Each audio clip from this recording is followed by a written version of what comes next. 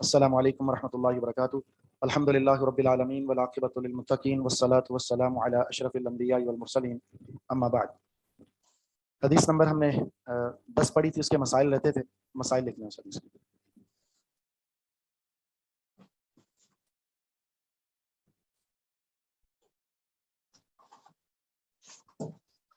پہلا مسئلہ ہے وضو ایک عبادت ہے،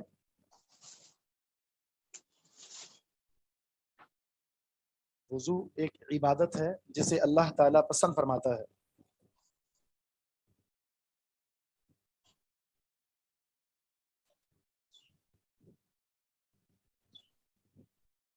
اسی لیے اللہ تعالیٰ قیامت کے دن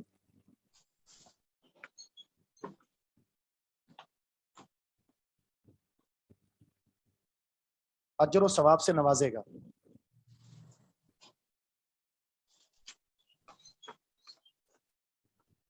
اجر و ثواب سے نوازے گا۔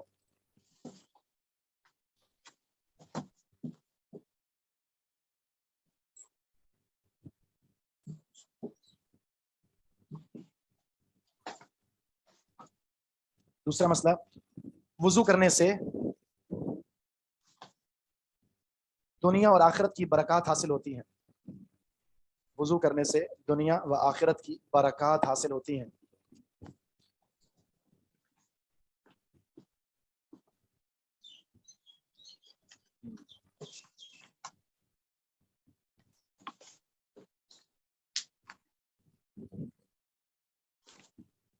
تیسرا مسئلہ، ہمیشہ باوضو رہنا پسندیدہ عمل ہے۔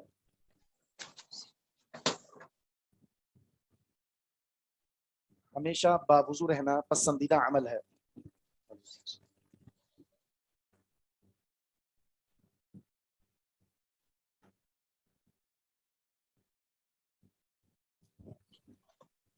مسئلہ کیا تھا جی،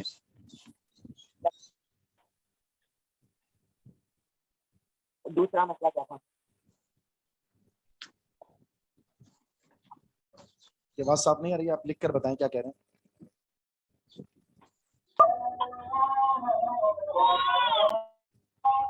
دوسرا مسئلہ بتا دیں۔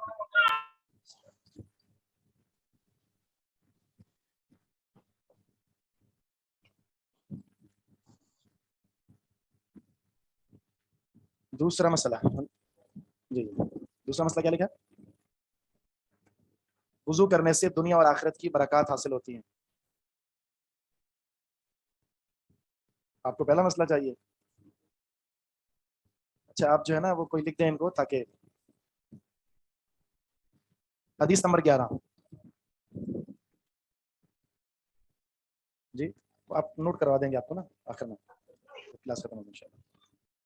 سر صرف 3 مسائل لکھوائے ہیں آپ نے؟ 3 لکھے ہیں، 3 لکھے ہیں جی، چوتھا نہیں بتایا؟ چوتھا کہاں سے بتاؤں میں، 3 ہی کافی ہیں۔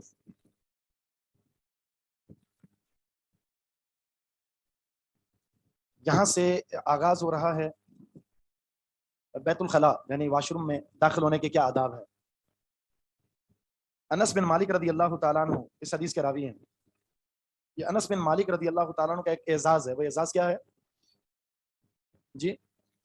نبی علیہ السلام کے خادم ہیں، 10 سال تک رسول اللہ صلی اللہ علیہ وسلم کی خدمت کی ہے انہوں نے، 10 سال تک۔ نبی علیہ السلام نے ان کو ایک دعا دی تھی، اللہم اکثر مالہ و اہلہ، اے اللہ ان کے مال میں بھی برکت عطا فرما اور ان کے اہل و عیال میں بھی برکت عطا فرما۔ تو دعا کا نتیجہ کیا نکلا؟ اللہ نے ایسی برکتیں دی۔ مدینہ میں ان کا واحد باغ تھا جو سال میں 2 دفعہ پھل لے کر آتا تھا، بقیہ سال میں 1 دفعہ اور ان کا سال میں 2 دفعہ۔ خود کہتے ہیں کہ میں نے اپنی زندگی کے اختتام میں اپنے بیٹے، پوتے، پوتیاں، نواسے، نواسیاں، ان کی تعداد 100 سے اوپر ہو گئی تھی۔ اللہ نے ایسی برکتیں عطا فرمائی خاندان میں۔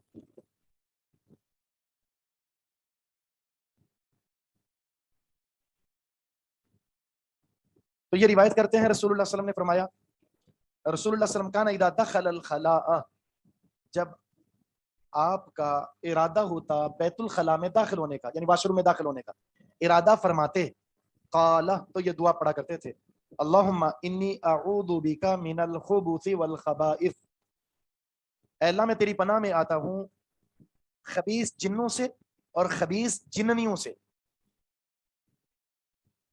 جنوں کے اندر بھی اسی طرح جس طرح انسانوں میں جنس ہے میل فیمیل، اس طرح ان میں بھی ہے۔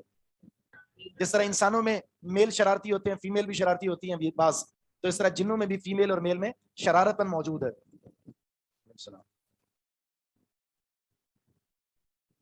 یہ جو دعا ہے یہ دعا پڑھ کر داخل ہونا ہے، پڑھ کر داخل ہونا ہے۔ اس لیے ہم نے ساتھ میں یہ ذکر کیا تھا اگر کوئی بیت الخلاء میں ہی، بہتر تو یہی ہے کہ انسان باہر نکل کر وضو کرے، لیکن اگر وہ سمجھتا ہے کہ اندر ہی انتظام ہے، باہر کو مناسب جگہ نہیں ہے تو اندر ہی وضو کر کے آنا چاہتا ہے، تو پھر دعا کو کچھ یوں پڑھے گا، بسم اللہ اللہم انی اعوذ بک من الخبث والخبائث، کیونکہ بیت الخلاء کے اندر وہ دعا نہیں پڑھ سکتا، نہ اللہ تعالیٰ کا نام لے سکتا ہے۔ ایک اور ادب میں نے بتایا تھا اگر کسی کو یاد ہو، ایک تو یہی ہے کہ آپ الٹا پاؤں اندر رکھیں گے، اس کے علاوہ جی نہیں ابھی تو جا رہے ہیں نا، اندر جا کر بسم اللہ نہیں پڑھنی؟ بسم اللہ تو پڑھ لیا آپ نے، الٹا پاؤں بھی اندر رکھ لیا، اور کیا چیز؟ اللہ کا نام نہیں، ابھی کچھ جانے سے پہلے جو اسٹیپ ہے جی، جانے سے پہلے اگر پاؤں پہلے رکھنا ہے، آپ کی جیب کے اندر کوئی ایسے کاغذ موجود ہیں جس میں اللہ اس کے رسول کا نام موجود ہے، جیسے کارڈ ہوتے ہیں نا ہمارے پاس دعاؤں کے کارڈ، پرانی آیات ہوتی ہیں، یہ بعض کی جیب میں پاکٹ سائز کا قرآن موجود ہوتا ہے، تو ان کو باہر رکھا جائے گا۔ جی بالکل لازم ہے، جب آپ دعا اندر نہیں پڑھ سکتے باہر پڑھ کر جائیں گے تو دعا اندر کیسے لے جا سکتے ہیں؟ نہیں لے جا سکتے۔ میں نے ایک مثال دی تھی، رسول اللہ صلی اللہ علیہ وسلم کی انگوٹھی پر کیا لکھا ہوا تھا؟ محمد الرسول اللہ، یہ آپ بطور اسٹمپ کے استعمال کیا کرتے تھے، خط وغیرہ جو بھیجتے تھے تو آپ باہر اتار کر جاتے تھے، یہ ادب ہے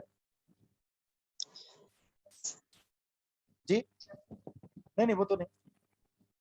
السلام علیکم شیخ، بولتے ہیں کہ باتھ روم میں جو مطلب ٹوائلٹ ایریا ہوتا ہے بس اس میں نہیں آپ لے جا سکتے، جو باتھ ایریا ہے وہ کیونکہ ہمارے اکٹھے ہوتا ہے نا باتھ ایریا اور ٹوائلٹ والا ایریا بھی، تو وہاں مطلب باتھ ایریا میں آپ جہاں وہاں تک لے جا مطلب وہاں پہ بھی دعا بھی پڑھ سکتے ہیں، اور ایک ہی حکم ہے، ایک ہی حکم ہے، وہ ایک ہی چیز ہے، بالکل ایک ہی حکم ہے۔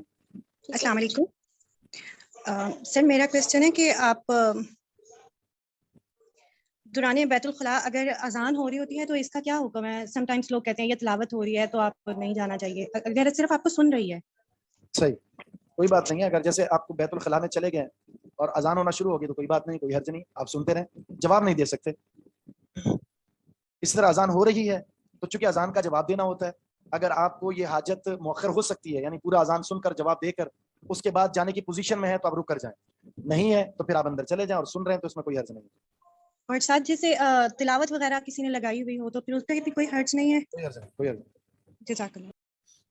السلام علیکم سر اگر صرف ہونٹ ہلا کے جیسے بسم اللہ کہیں، کسی نے بتایا تھا کہ آپ اگر باہر بھول جائیں بسم اللہ کہنا تو وضو سے پہلے ہونٹ ہلا کے بسم اللہ کہہ دیں، آواز سے نہ کہیں، تو یہ صحیح ہے یا غلط ہے؟ ویسے بھی آواز سے تھوڑی کہنی ہوتی ہے، ہونٹ ہی ہلانے ہوتے ہیں، تو وہاں ہونٹ ہلاتے ہوئے دعائیں پڑھ رہے ہیں اور کیا پڑھ رہے ہیں؟ بیت الخلاء میں میں نے بتایا کچھ بھی نہیں پڑھ سکتے آپ، البتہ بعض نے کہا دل میں پڑھ لیں، تو دل میں پڑھنا نہ پڑھنا برابر ہے، کیونکہ جو دل کے خیالات ہوتے ہیں اس کی کوئی حیثیت نہیں ہوتی۔ جی اس دعا میں یہ ضروری نہیں ہے کہ اگر آپ کسی جگہ پیشاب کر رہے ہیں اور وہ بیت الخلاء نہیں ہے، کبھی ایسا بھی ہوتا ہے نا، آپ ایسی جگہ پر چلے گئے جہاں پر واش روم نہیں بنا ہوا لیکن آپ کو کوئی جگہ نظر آئی، وہاں آپ پیشاب کر رہے ہیں، جیسے ہمارے ہاں وہ ہوتا ہے نا لکھا ہوا تھا یہاں پیشاب کرنا منع ہے تو وہیں پیشاب کر رہے ہوتے ہیں، تو پھر ایسی جگہ بھی آپ پیشاب کرنے سے پہلے دعا پڑھنی ہے آپ نے۔ یہ دعا جو ہے لازمی نہیں ہے کہ جو واش روم بنا ہوا ہو چار دیواری میں اس کے لیے، قضاء حاجت سے پہلے یہ پڑھنی ہے آپ نے۔ اس سے کیا ہوگا؟ کسی بھی جگہ پر آپ پیشاب کر رہے ہیں، خدا نہ خواستہ وہاں پر شیاطین موجود ہیں، اس دعا کی برکت سے محفوظ ہو جائیں گے۔ اسی طرح ایک اور بات ذہن میں رکھ لیں، اگر نہانے کی جگہ ہے جہاں صرف نہایا جاتا ہے وہاں پیشاب کرنا منع ہے، نبی علیہ الصلوۃ والسلام نے منع فرمایا ہے غسل خانے میں پیشاب کرنے سے۔ پھر آپ نے فرمایا کہ انسان کے اندر جو وسوسے پیدا ہوتے ہیں وہ یہیں سے پیدا ہوتا ہے۔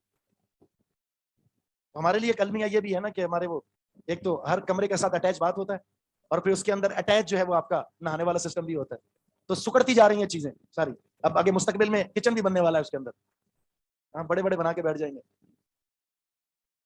یہ جب سے یہ معاملہ شروع ہوا اس وقت سے گھروں کے اندر یہ جو اثرات کے معاملات ہیں نا وہ بڑھ گئے ہیں۔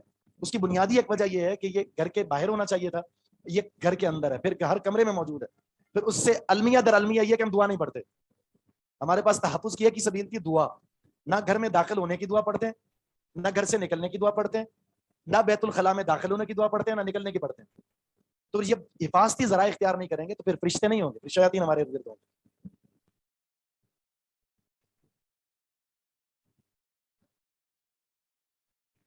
کس میں؟ ہاں نہیں، اگر آ چکا ہے، بن چکا ہے اور کچھ چارہ نہیں ہے تو پھر آپ کے پاس ایک چیز تو ہے نا کہ آپ دعا پڑھ کر داخل. بالکل، وہ جو آپ کی رہائش ہے، بیٹھک ہے، اس سے باہر ہو. جیسے آپ کی گھر کی چار دیواری بنی ہوئی ہے، چار دیواری کے باہر رکھیں آپ. ہمارے اندر وہ چیزیں بہت ساری تبدیل ہو چکی ہیں. رسول اللہ صلی اللہ علیہ وسلم کے دور میں صحابہ کرام گھر کو بناتے تھے نقشے میں. جب اس نقشہ پاس ہوتا تھا، مطلب یہ کہ ان کے ایک ذہن میں خاکہ تیار ہوتا تھا، تو اس میں بیت المسجد ہوا کرتی تھی. گھر کی مسجد ہوا کرتی تھی. کیسے مستقل بند ہوگا یہ والا؟ اب نہیں کر سکتے. یہ اچھا بتایا. اب بولیں آپ. ناراض نہیں ہوئیے گا، ہم پڑھ رہے ہیں تو انشاءاللہ آپ کے بہت سارے سوالات یہاں حل ہو جائیں گے. ٹھیک ہے، اس لیے آپ ٹینشن نہ لیں. جتنا بتا دیا اس پر عمل کریں، انشاءاللہ یہ آپ کے لیے خیر کا باعث ہے. پتہ نہیں کون سا ایک مسئلہ آیا تھا ذہن میں. ہاں، وہ میں بتا رہا تھا کہ مسجد البیت ہوا کرتی تھی. گھر کے اندر وہ ایک کمرہ مختص ہوتا تھا جہاں نماز پڑھا کرتے تھے. تو ہمارے یہاں کیا ہوتا ہے، ابھی نقشہ کسی کو بتانا ہے، ٹی وی لانچ ہے نا، یہی ہوتا ہے. پھر ایسی جگہ کہاں اللہ کی رحمتیں آئیں گی، برکتیں آئیں گی. مسئلہ نمبر 1،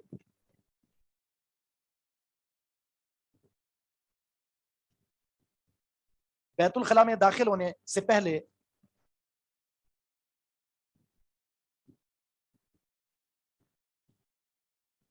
بیت الخلاء میں داخل ہونے سے پہلے حدیث میں موجود دعا کو پڑھنا ضروری ہے.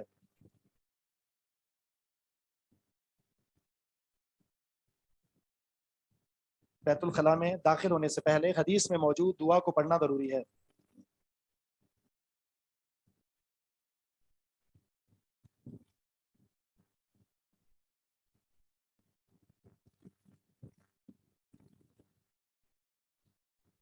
دوسرا مسئلہ،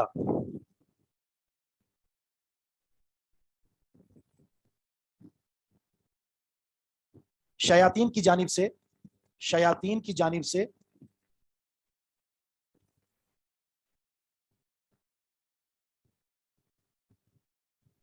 مختلف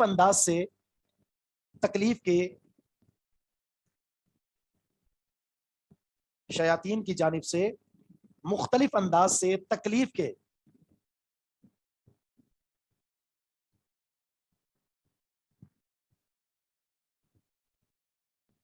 معاملات سے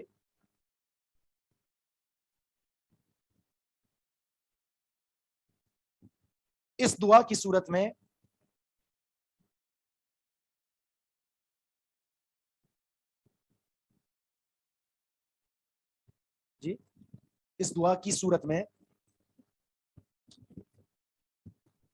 حفاظت ہے.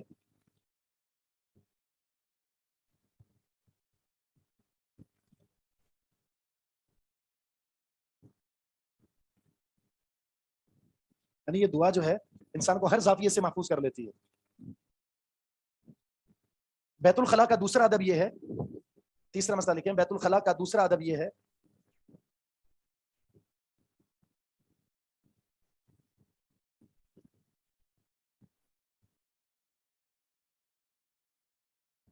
جی کہ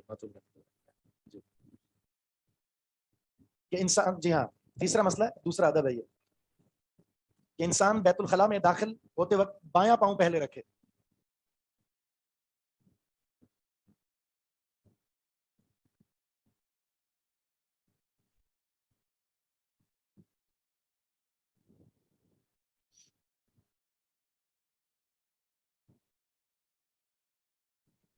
اچھا، آپ جانتے ہیں کہ یہ شیطان کے جو وار ہوتے ہیں ان میں سے ایک وار یہ ہوتا ہے کہ آپ کے اندر سستی کو پیدا کر دیتا ہے.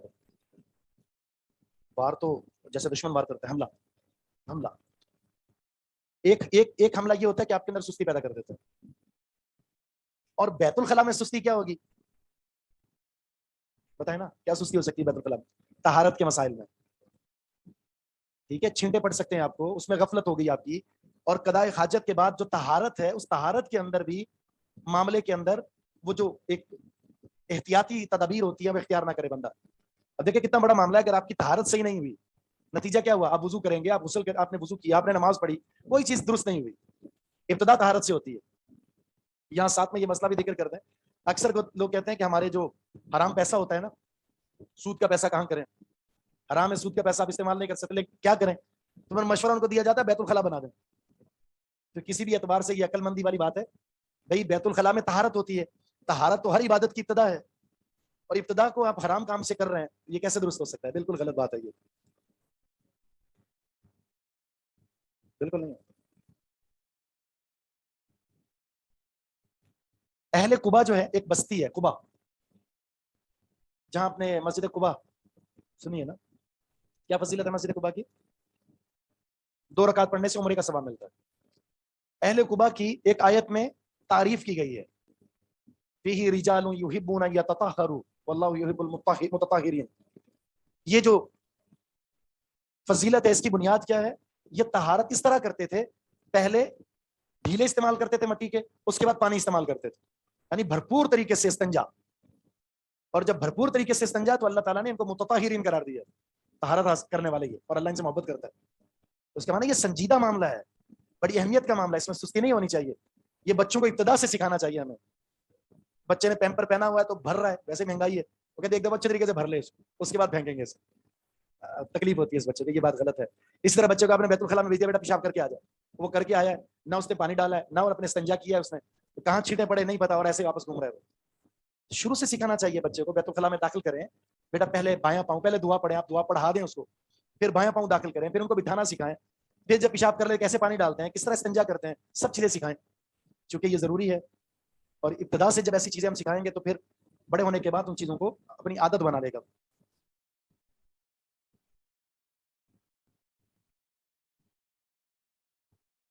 ये जो खुब्स है, अगर इसको हम पढ़े ना, अल्लाहुम्मा इन्नी अऊज़ु बिका मिनल खुब्स, वैसे लफ्ज क्या है? खुब्स, लेकिन अगर इसको पढ़ते हैं अल्लाहुम्मा इन्नी अऊज़ु बिका मिनल खुब्स, खुब्स होगा नहीं, वो खुब्स है, ये बा के साकिन के साथ, इसका मतलब होगा अल्लाह हर तरह की नजासत से मैं तेरी पनाह में आता हूँ। वो नजासत क्या हो सकती है? अखलाक की नजासत, आपके किरदार की नजासत, गंदी मजलिस की नजासत, गंदी सोहबत की जो नजासत है, गंदी बातों की नजासत है, और हराम चीजें जहां खाई जा रही हैं उसकी जो नजासत है। अल्लाह ऐसी हर जगह से मैं तेरी पनाह से आता हूँ। तो इसको इस तरह भी पढ़ा गया। अगर वैसे भी रखें मुतलक, अगर अल्लाहुम्मा इन्नी अऊज़ु बिका मिनल खुबुस जिस तरह है वैसे पढ़ें, तो भी इस हकीकी माने के अंदर ये चीजें दाखिल हो सकती हैं। आप गंदी चीजों से पनाह, गंदी और शयातीन और शरीर चीजों से पनाह के तालिब हैं, तो उसका मतलब ये कि आपका किरदार भी ऐसा होना चाहिए, अच्छे इंसान बनकर रहे बंदा, अच्छा किरदार इख्तियार करे। इंसान की असल जीनत क्या है? अच्छा अखलाक है, अच्छा किरदार है। सर ये अगर कचरे वाली जगह के पास से गुजरे हैं या कुत्ते के पास से, तो भी ये दुआ पढ़ सकते हैं? नहीं, मेरे ख्याल में नहीं, मुरूर के लिए नहीं है, गुजरगाह के लिए नहीं।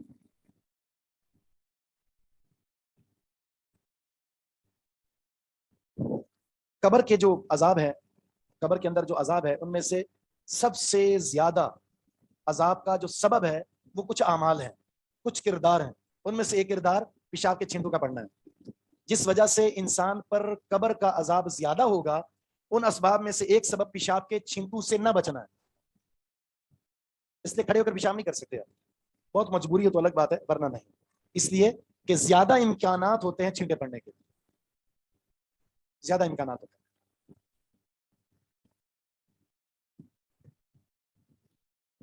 वाशरूम में कपड़े उतारने से पहले बिस्मिल्लाह, जनाब आपको कह दिया, आप दाखिल होने से पहले ही पढ़ेंगे, पहले ही पढ़ेंगे। ऐसे नहीं है कि आप अंदर दाखिल हो और आपने कपड़े पहने हुए हैं, सिर्फ कपड़े अंदर हो तो ठीक है, कोई मसला नहीं। असल मसला आपका है, दुआ आपने पढ़नी है। कुछ और आदाब हैं जो कदा हाजत के ताल्लुक से हैं, बैतुल खला के ताल्लुक से, वो आगे आ रहे हैं। दीगर हदीस में बयान किए गए कुछ आदाब, उनमें से एक अदब ये है कि इंसान दूर जाकर कदा हाजत करे। दूर, दूर का मतलब है कि लोगों की नजरों से ओझल हो जाए। और उसकी आज की सूरत क्या है? चार दीवारी, चार दीवारी। इसी तरह रसूलुल्लाह सल्लल्लाहु अलैहि वसल्लम ने एक अदब ये बताया कि बात नहीं करनी आपने, गुफ्तगू नहीं करनी, सलाम दुआ कलाम बिल्कुल नहीं कर सकते आप। और ये गैर मुनासिब बात है कि आप बैतुल खला में हो और गुफ्तगू कर रहे हैं। बैतुल खला ही से ताल्लुक कुछ इस्तिंजा के ताल्लुक से आदाब हैं, वो ये हदीस 12 नंबर। अबू अय्यूब अंसारी रज़ी अल्लाह तआला अन्हु फरमाते हैं, रसूलुल्लाह सल्लल्लाहु अलैहि वसल्लम का फरमान है, इदा अतैतुमुल गाइता, जब तुम कदाई हाजत के लिए आओ, अपनी हाजत को पूरा करने के लिए बैतुल खला की तरफ आओ, तो फला तस्तकबिलुल क़िबला, किबले की तरफ रुख नहीं करना। जब आप बैठेंगे पेशाब करने के लिए, कदाई हाजत के लिए, तो आपका रुख बैतुल्लाह की तरफ ना हो। हाँ बिल्कुल, अच्छा ना तो आपका चेहरा होना चाहिए ना पीठ होनी चाहिए। जैसे बैतुल्लाह इस तरफ है, ठीक है ना, तो इस पोजीशन में नहीं बैठ सकते, ना मुंह इधर कर सकते हैं ना इधर कर सकते हैं, ये दोनों जानिब नहीं कर सकते। इधर बैतुल्लाह और इधर बैतुल मक़दस है। पहला किबला इस तरफ है, बैतुल्लाह इस तरफ है। तो हमारे पास जो है बैतुल खला के लिए जो पोजीशन है वो सिर्फ ये है, जुनूब और शिमाल। असल चीज है, देखें जिहत नहीं है असल, कि आपने असल मसला ये कि बस आपका बैतुल्लाह की तरफ कज़ाए हाजत करते वक्त जो पोजीशन है उसमें ना रुख हो ना पीठ। मदीना में क्या है, मदीने में अगर जाने का इत्तेफाक हो तो मदीने में किबला इधर है, ऐसे इधर नहीं, हमारा तो इधर है ना, उनका जुनूब और शिमाल में। इसलिए रसूलुल्लाह सल्लल्लाहु अलैहि वसल्लम का फरमाना है कि तुम में से अगर कोई शख्स कज़ाए हाजत करना चाहता है तो या मशरिक की तरह करे या मगरिब की तरफ रुख करे। ये अहले मदीना के लिए, आपका रुख या मशरिक हो या मगरिब हो, क्योंकि उनका जो किबला है वो जुनूब और शिमाल में है। तो असल जो मसला वो मशरिक और मगरिब का नहीं है, असल मसला क्या है, बैतुल्लाह का। यहां हम आगे जाकर बात करेंगे, वो अगली हदीस आ रही है, क्या इसका ताल्लुक चार दीवारी के साथ भी है या फिजा के अंदर, अगर आप किसी ऐसे ओपन एरिया में है आप वहां के लिए हुक्म है, या फिर चार दीवारी के अंदर भी है। वो हदीस अगली पढ़ेंगे तो उसके साथ हम ये बहस करेंगे फिर इंशाल्लाह।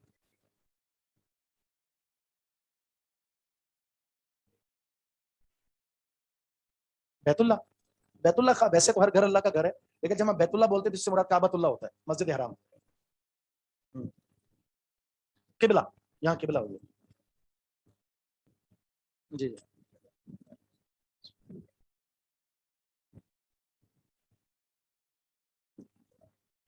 क्या बना हुआ पीछे? हाँ, फिर अगली हदीस का इंतजार करें, आपका जवाब आ रहा है। जब तुम में से कोई शख्स कदाई हाजत के लिए आए तो ना रुख करे किबला का, बिगाइतिन वला बौलिन। गायत कहते हैं क्या कहेंगे, क्या उर्दू में लफ्ज़ बोलेंगे, कदाई हाजत है यानी अपने पेट की सफाई, और बौल कहते हैं पेशाब को। तो जब आप बैतुल खला में दाखिल हो बौल के लिए या बराज के लिए, वला तस्तदबिरूहा, उसकी तरफ रुख भी नहीं, पीठ भी नहीं करनी। वला तस्तदबिरूहा, उसकी तरफ पीठ भी नहीं करनी आपने। पहले क्या था, तस्तकबिलु, इस्तिकबाल यानी रुख करना चेहरा, और इस्तिदबार का मतलब है पीठ करना। तो ये अदब है बैतुल्लाह का। हमारे यहाँ पेशाब करते वक्त इस चीज का ख्याल नहीं रखते। हाँ, जैसे वैसे कोई दीवार बनी हुई है, कोई जगह नजर नहीं आई तो कर दिया पेशाब, नहीं देखा कि बैतुल्लाह सामने है।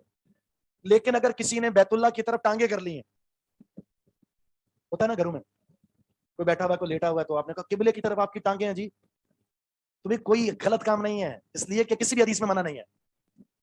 किबले की तरफ अगर आपकी टांगे हो जाती हैं, पांव हो जाते हैं, किसी भी हदीस में ममानियत नहीं है।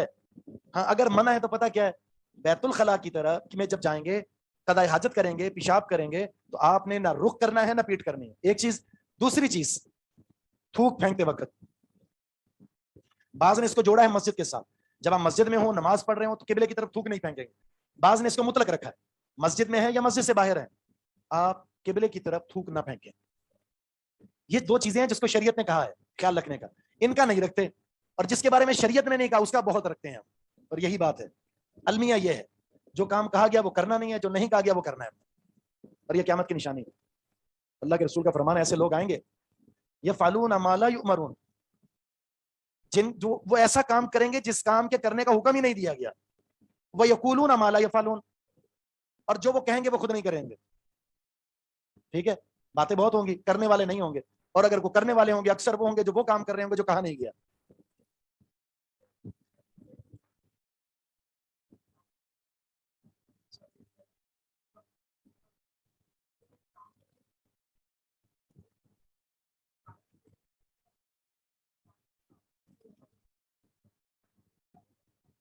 देखिए, मैंने एक चीज बताई थी, आपकी बात ठीक है, एक चीज बताई थी, सिर्फ हमारे ख्यालात दीन नहीं बन सकते।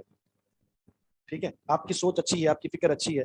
मिसाल के तौर पर 3 साहबा ने कहा था ना अल्लाह के रसूल से, आपकी इबादत सुनिए। एक ने कहा कि मैं हमेशा रोजे रखूंगा, इतनी अच्छी नेकी है। एक ने कहा मैं पूरी रात क़याम करूंगा। रसूलुल्लाह सल्लल्लाहु अलैहि वसल्लम ने क्या फरमाया, फमन रग़िबा अन सुन्नती फलैसा मिन्नी। दूसरी हदीस में खुद मौजूद है, आयशा सिद्दीक़ा रज़ियल्लाहु तआला अन्हा फरमाती हैं कि रसूलुल्लाह सल्लल्लाहु अलैहि वसल्लम नमाज पढ़ रहे थे, मेरी टांगे किबले की तरफ थी। मेरी टांगे क्या, वरिजला या फी क़िबलती, मेरे दोनों पांव किबले की तरफ थे। इस पोजीशन में मैं लेटी हुई थी। रसूलुल्लाह सल्लल्लाहु अलैहि वसल्लम जब सजदा करते थे तो मेरे पाँव पर मारते, मैं अपनी टांगे समेट लेती और आप सजदा करते। आगे किताब सलात में आएगा।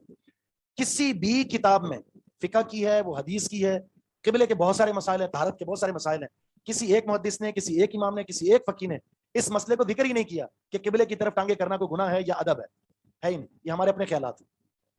ना बेअदबी लाजिम आती है ना या इसका कोई, हत्ता कि हम देखें, हत्ता कि हम जा रहे होते हैं, इस सिमत में जाएंगे तो आपकी पिछाड़ी कमर किसकी तरफ है? वैसे तो उसूली तौर पर तो ये कि पुश भी नहीं करनी चाहिए। होता है ना, बाज लोग अदब एहतराम की वजह से किसी को पुश नहीं कर रहे होते, उल्टे कदम चल रहे होते हैं, ये अदब एहतराम समझ रहे होते हैं कि इस बुजुर्ग का एहतराम है कि इसकी तरफ पीठ नहीं करनी। ये उनके ख्यालात हैं। वरना तो फिर सबसे बड़ा एहतराम तो किबले का होना चाहिए, आप पीठ भी ना करें उसकी तरफ।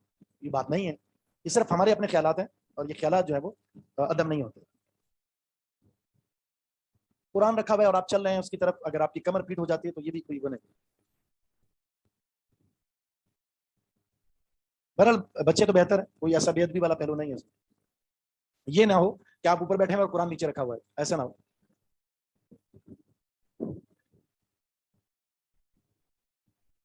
जी, ये हमारे मौजूद से ताल्लुक नहीं रखता है, थोड़ा इंतजार कर लो। है क्या? आएगा आएगा, आ जाएगा इंशाल्लाह। वैसे कुरान की तिलावत के लिए वुजू शर्त नहीं है, कुरान की तिलावत के लिए वुजू शर्त नहीं है। तहारत कुबरा शर्त है कि आप पर गुस्ल फर्द नहीं होना चाहिए, लेकिन अगर आपका वुजू टूट गया तो आप कुरान की तिलावत कर रहे हैं तो कोई हर्ज नहीं। ऑन बात आ गई है, देखें, कह रहे हैं कि ऑन साइड वालों को भी म्यूट कर दें। बात बिल्कुल सही है आपकी, माकूल बात है बिल्कुल आपकी। तो रसूलुल्लाह सल्लल्लाहु अलैहि वसल्लम का फरमान, जब तुम कदाई हाजत के लिए आओ तो ना तो किबले की तरफ रुख करो ना पीठ करो, वलाकिन शर्रिक व गर्रिब, अलबत्ता मशरिक और मगरिब की तरफ कर सकते हैं आप। मशरिक कौन सा है हमारा? हमारा मशरिक कौन सा है? इधर है, जहां से सूरज निकलता है, और मगरिब ये है। तो यहां आपने फरमाया मशरिक और मगरिब की तरफ कर लो।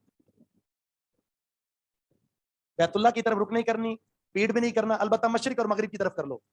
अभी मैंने बताया क्या जवाब है इसका। अहले मदीना के साथ, सिर्फ अहले मदीना नहीं, अहले मदीना और हर वो मुल्क जहां पर किबला मशरिक और मगरिब की तरफ नहीं है, ठीक है, और जहां मशरिक और मगरिब की तरफ है तो उनके लिए क्या हुक्म होगा? जुनूब और शिमाल की तरफ करें आप।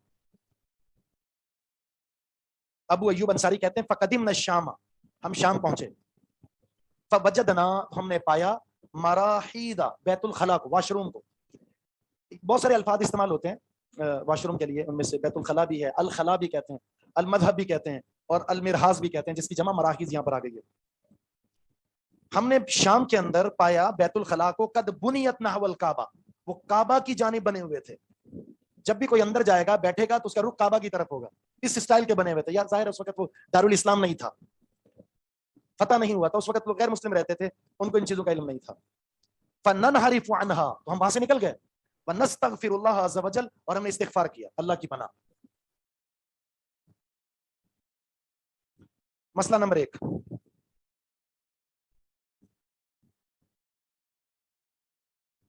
बैतुल खला में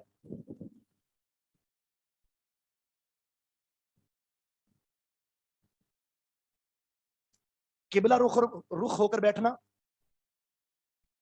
बैतुल खला में किबला रुख होकर बैठना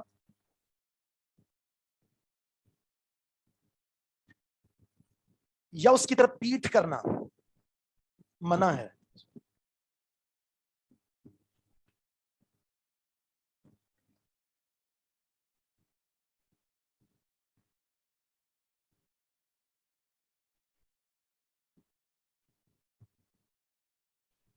किबले का दूसरा मसला, किबले का एहतराम मुसलमानों पर फर्ज है।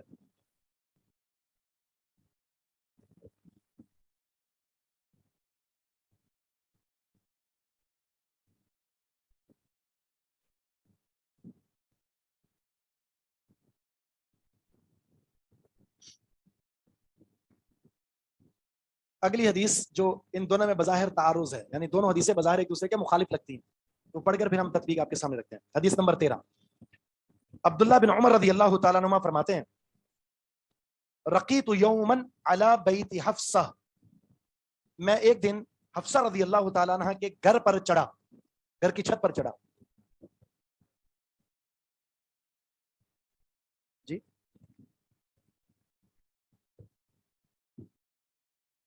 बस वो आगे इस बात में कि असल जो चीज़ है किबले का एहतराम है, फिर वो जहत का नहीं है, जहत कोई भी हो सकती है।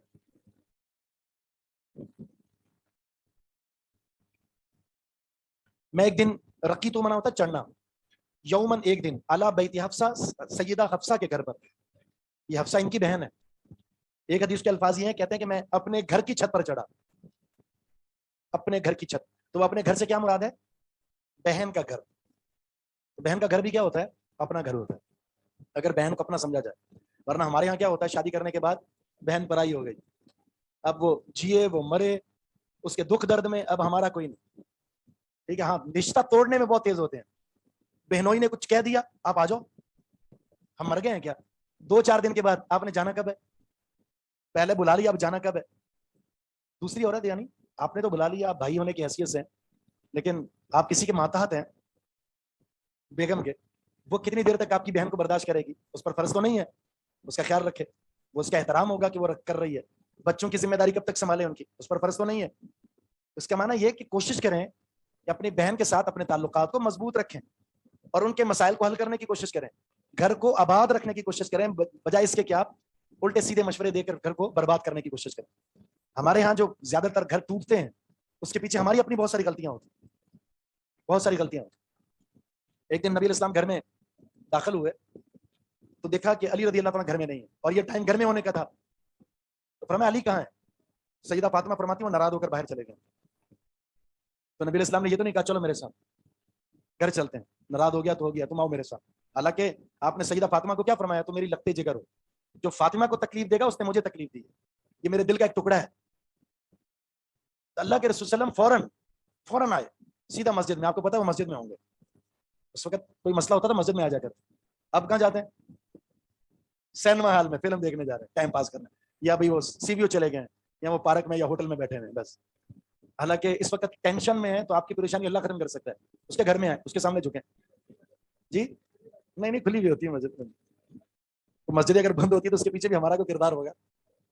اچھا بہرحال نبی علیہ السلام نے دیکھا وہ مسجد میں لیٹے ہوئے، اور مسجد میں چونکہ ہوا تیز چل رہی تھی تو جو مسجد کچی تھی، گرد و غبار کی وجہ سے چہرے پر مٹی پڑی ہوئی ہے، یوں فرش پر لیٹے ہوئے. اس وقت آپ نے فرمایا کم یا ابا تراب، اے ابو تراب کھڑے ہو جاؤ. ابو تراب وہاں سے کنیت پڑی تھی علی رضی اللہ تعالیٰ، اے مٹی والے، چہرے پر مٹی پڑی ہوئی، کم کھڑے ہو جاؤ. پھر اللہ کے رسول ہاتھ پکڑا ان کا اور گھر لے کر آئے، صلح کروائی، چلو آ جاؤ. معاملات ہوتے رہتے ہیں. اس لیے سسر کی ذمہ داری ہے، ساس کی ذمہ داری بنتی ہے، پھر ادھر لڑکی کی والدہ اور والد کی ذمہ داری بنتی ہے، بھائیوں کی ذمہ داری بنتی ہے کہ وہ معاملے کو سلجھانے کی کوشش کریں، الجھانے کی نہیں. ہمارے یہاں الجھایا جاتا ہے معاملہ. بولے اکثر یہ ہوتا ہے ہمارے یہاں تو بیٹی کو پٹی بڑھائی جاتی ہے یہ کہہ کر کہ شوہر کو قابو کرنا ہے آپ نے، بس قابو. اور اگر کسی اور کی بیٹی آ کر آپ کے بیٹے کو قابو کرے تو یہ برداشت نہیں ہوتا. تم اس کے ساتھ زیادہ دیر تک کیوں بیٹھتے ہو؟ اور وہاں کیا ہے؟ دبا کے رکھیں. یہ جب سے ہم اس طرح کے مکھن لگاتے ہیں اس وقت سے حالات خراب ہیں ہمارے. شرح طلاق خطرناک حد تک ہے بھائی. اور یہ پیار محبت کا معاملہ، آتے تھے، ملاقات ہوتی تھی، ایک خوبصورت ماحول تھا. جیسے ماضی میں چلے جائیں، ہمارا ماضی بہت خوبصورت ہے، ایک اجتماعیت نظر آتی تھی، ایک اتفاق نظر آتا تھا. جیسے جیسے آگے بڑھتے ہیں تنہائی کا شکار ہو گئے، اور اس میں سب سے بڑی جو لعنت ہے وہ موبائل کی. فوائد اپنی جگہ، یہ بہت بڑی لعنت. ایک جگہ ہونے کے باوجود بھی کسی گیدرنگ میں چلے جائیں، 10 دوست بیٹھے ہوں گے، سارے ہونے کے باوجود وہ اپنے کام میں مصروف ہوں گے، اپنے پاس موبائل پکڑا ہوا ہے اور لگے ہوئے. گھر میں شوہر داخل ہوا ہے، سارا دن کام کرنے کے بعد بیوی بچوں کو ٹائم دینے کے بجائے وہ موبائل پہ لگ گیا. کیا ہے یہ زندگی ہے کوئی؟ تو میں اپنی بہن حفصہ رضی اللہ تعالی عنہا کے گھر کی چھت پر چڑھا، فرائیت النبی، تو میں نے نبی علیہ السلام کو دیکھا، یقضی حاجتہ، قضاء حاجت فرما رہے ہیں، مستقبل الشام، رخ شام کی طرف ہے، مستدبر الکعبہ، اور آپ کی پیٹھ کعبہ کی طرف ہے. یعنی کس طرف رخ تھا آپ کا؟ اس طرف. شام اس طرف ہے نا، اس طرف رخ تھا، تو ادھر آپ کی پیٹھ ہے اور قضاء حاجت کر رہے ہیں 4 دیواری میں. پچھلی حدیث میں منع تھا، منع ہے نہ رخ کریں نہ پیٹھ، اور یہاں آپ نے خود کیا ہے. آگے نا تعارض بظاہر، اور دونوں حدیثیں صحیح بخاری کی ہیں. تو اصول حدیث میں ایک مسئلہ ہے، جب 2 صحیح حدیثیں آپس میں بظاہر ٹکرا رہی ہوں، بظاہر، تو اس میں 3 اسٹیپ اختیار کیے جاتے ہیں. پہلا، دونوں حدیثوں کا ایسا مفہوم جس کی وجہ سے دونوں حدیثیں قابل عمل ہو جائیں. بس اگر ہماری سوچ بہت سطحی ہوتی ہے، چھوٹی سوچ ہوتی ہے، علمی صلاحیت بہت کم ہوتی ہے، نتیجتاً ہم کہتے ہیں کہ حدیث سے آپس میں مخالف ہیں. ایسے تو قرآن کریم کی بہت ساری آیات ہیں، کچھ لوگوں نے اس وجہ سے حدیث کا انکار کر دیا، یہ تو آپس میں مخالف ہے. تو مخالفت تو قرآن کریم کی آیات میں آپ کو نظر آئے گی، ہے یا نہیں؟ کیا مثال ہے، کوئی دے سکتے ہیں؟ جی क्या?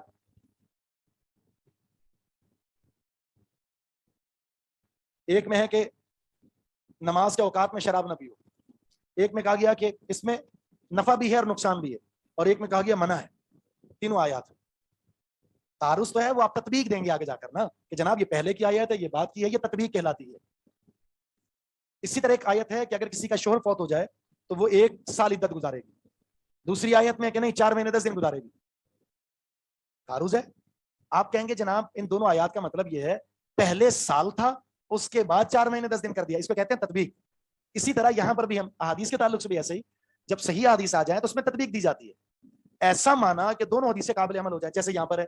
अब माना क्या होगा? इसका माना ये होगा सहारा के अंदर, यानी जब फिजा में हो, ओपन एरिया के अंदर है, तो उसमें बैतुल्लाह की तरफ रुख करना या पीठ करना बिल इत्तिफाक हराम है, बिल इत्तिफाक हराम है, नाजायज है।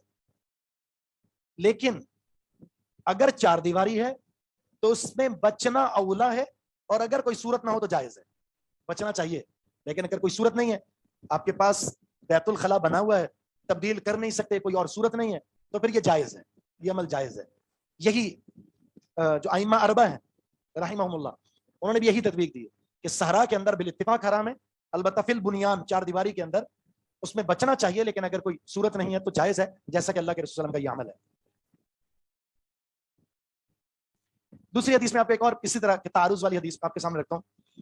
रसूलुल्लाह सल्लल्लाहु अलैहि वसल्लम का फरमान है कि कोई मर्द या कोई औरत जिस पर गुस्ल फर्द हो जाए, एक दूसरे का बचा हुआ पानी इस्तेमाल ना करे। शोहर बीवी का बचा हुआ पानी इस्तेमाल ना करे, और इसी तरह बीवी जो है वो शोहर का बचा हुआ पानी इस्तेमाल ना करे। एक टब भरा हुआ है, आधे से आपने नहाया और आप कहते हैं कि अब तुम नहा लो जाकर, तो उससे चाहिए कि ना नहाए। दूसरी हदीस में अल्लाह के रसूल ने मैमूना रदी अल्लाह तआला अन्हा के बच्चे हुए पानी से खुद गुस्ल किया। हो गया ना तारुस? तो तत्बीक ये है,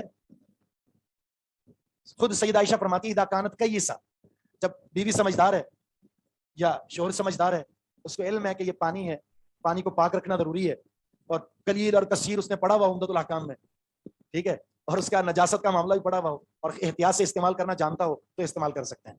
और अगर ऐसी चीज नहीं है, उसको पता है कि ये कभी बीच में बैठ के भी नहा लेता है, क्योंकि कभी टांग आदि एक अंदर होती है एक बाहर होती है, तो फिर उसके बाद वो गिरा दे उसको। ऐसे होते हैं ना कच्चे मारने वाले। स्विमिंग पूल समझा हुआ है किसमें?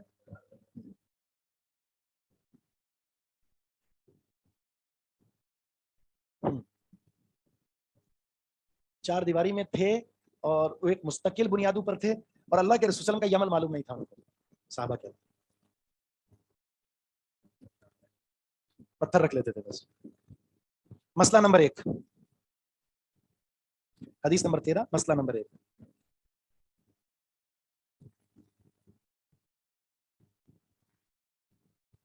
चार दीवारी में कज़ाए हाजत के वक्त, यानी बैतुल खला में जब जाएं वॉशरूम इस्तेमाल करने के लिए, कज़ाए हाजत लिखे ना, यानी आप बैतुल खला इस्तेमाल करना चाह रहे हैं ना, ऐसी सूरत में बैतुल्लाह की तरफ पीठ या रुख का हो जाना गुनाह नहीं है। चार दीवारी में कदाए हाजत के वक्त बैतुल्लाह की तरफ चेहरे का या पीठ का हो जाना गुनाह नहीं है, अलबत्ता बचना बेहतर है।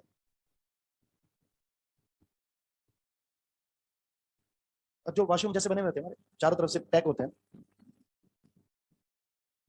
गुनाह नहीं होगा, हाँ, लेकिन ये कि आप कह सकते हैं बचना बेहतर है। ये जो ताबीर हम आपके सामने बयान कर रहे हैं ना कि जायज है गुनाह नहीं है, वजह क्या है? अगर गुनाह होता तो रसूलुल्लाह सल्लल्लाहु अलैहि वसल्लम ये अमल ना करते। खुद सहाबा के बारे में आता है, सहाबा किराम रिज़वानुल्लाहि अलैहिम अजमाइन, वो यानी अगर कोई जगह ना हो तो अपनी सवारी को बिठा लिया करते थे, ऊंट को बिठा लिया, सामने आड़ बना ली और रुक कर पेशाब कर लिया इस तरह। दूसरा मसला है खुली फिजा में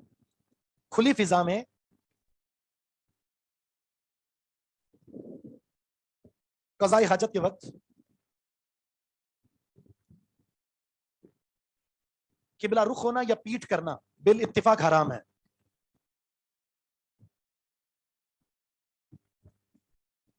قبلہ رخ ہونا یا پیٹ کرنا بالاتفاق حرام ہے، یعنی متفقن علیہ یہ بات ہے.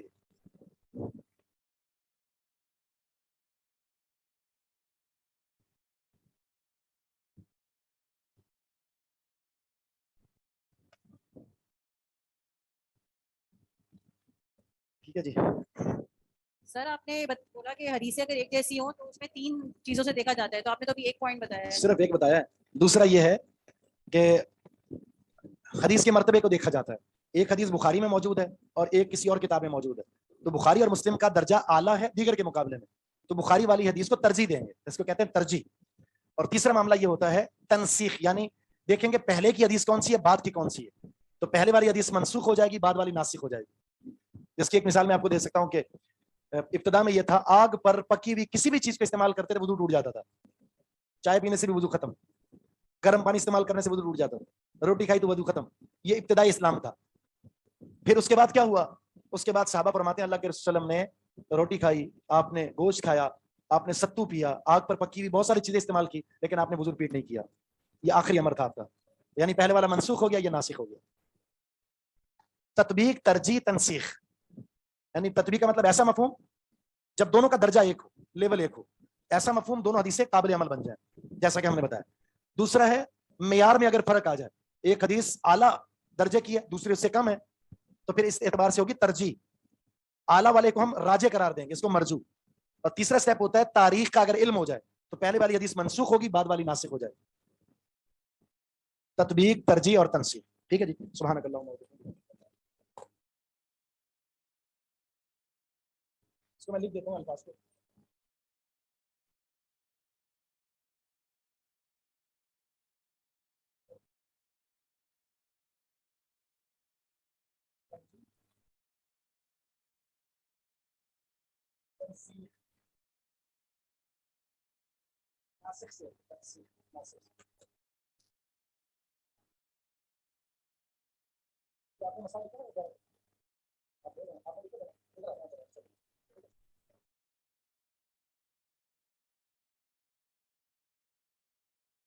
الحمد لله رب العالمين،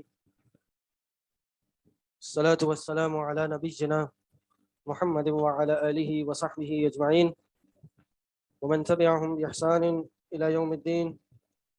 رب اشرح لي صدري ويسر لي أمري واحلل عقدة من لساني يفقهوا قولي.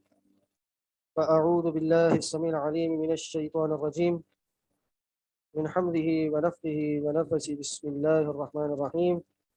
السلام علیکم ورحمۃ اللہ وبرکاتہ.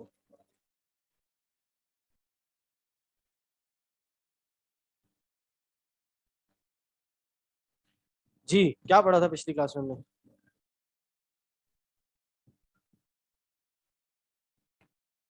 جی نبی علیہ السلام کا شجرہ نصاب 14 پچھلے ہفتے میں. ٹھیک ہے. اور کیا پڑھا تھا اس میں؟ صرف یہی پڑھا تھا؟ نبی صلی اللہ علیہ وسلم کا نسب مبارک اور ان کا قبیلہ. نبی علیہ السلام کا قبیلہ اور ہاں نبی علیہ السلام کے نام بڑے تھے.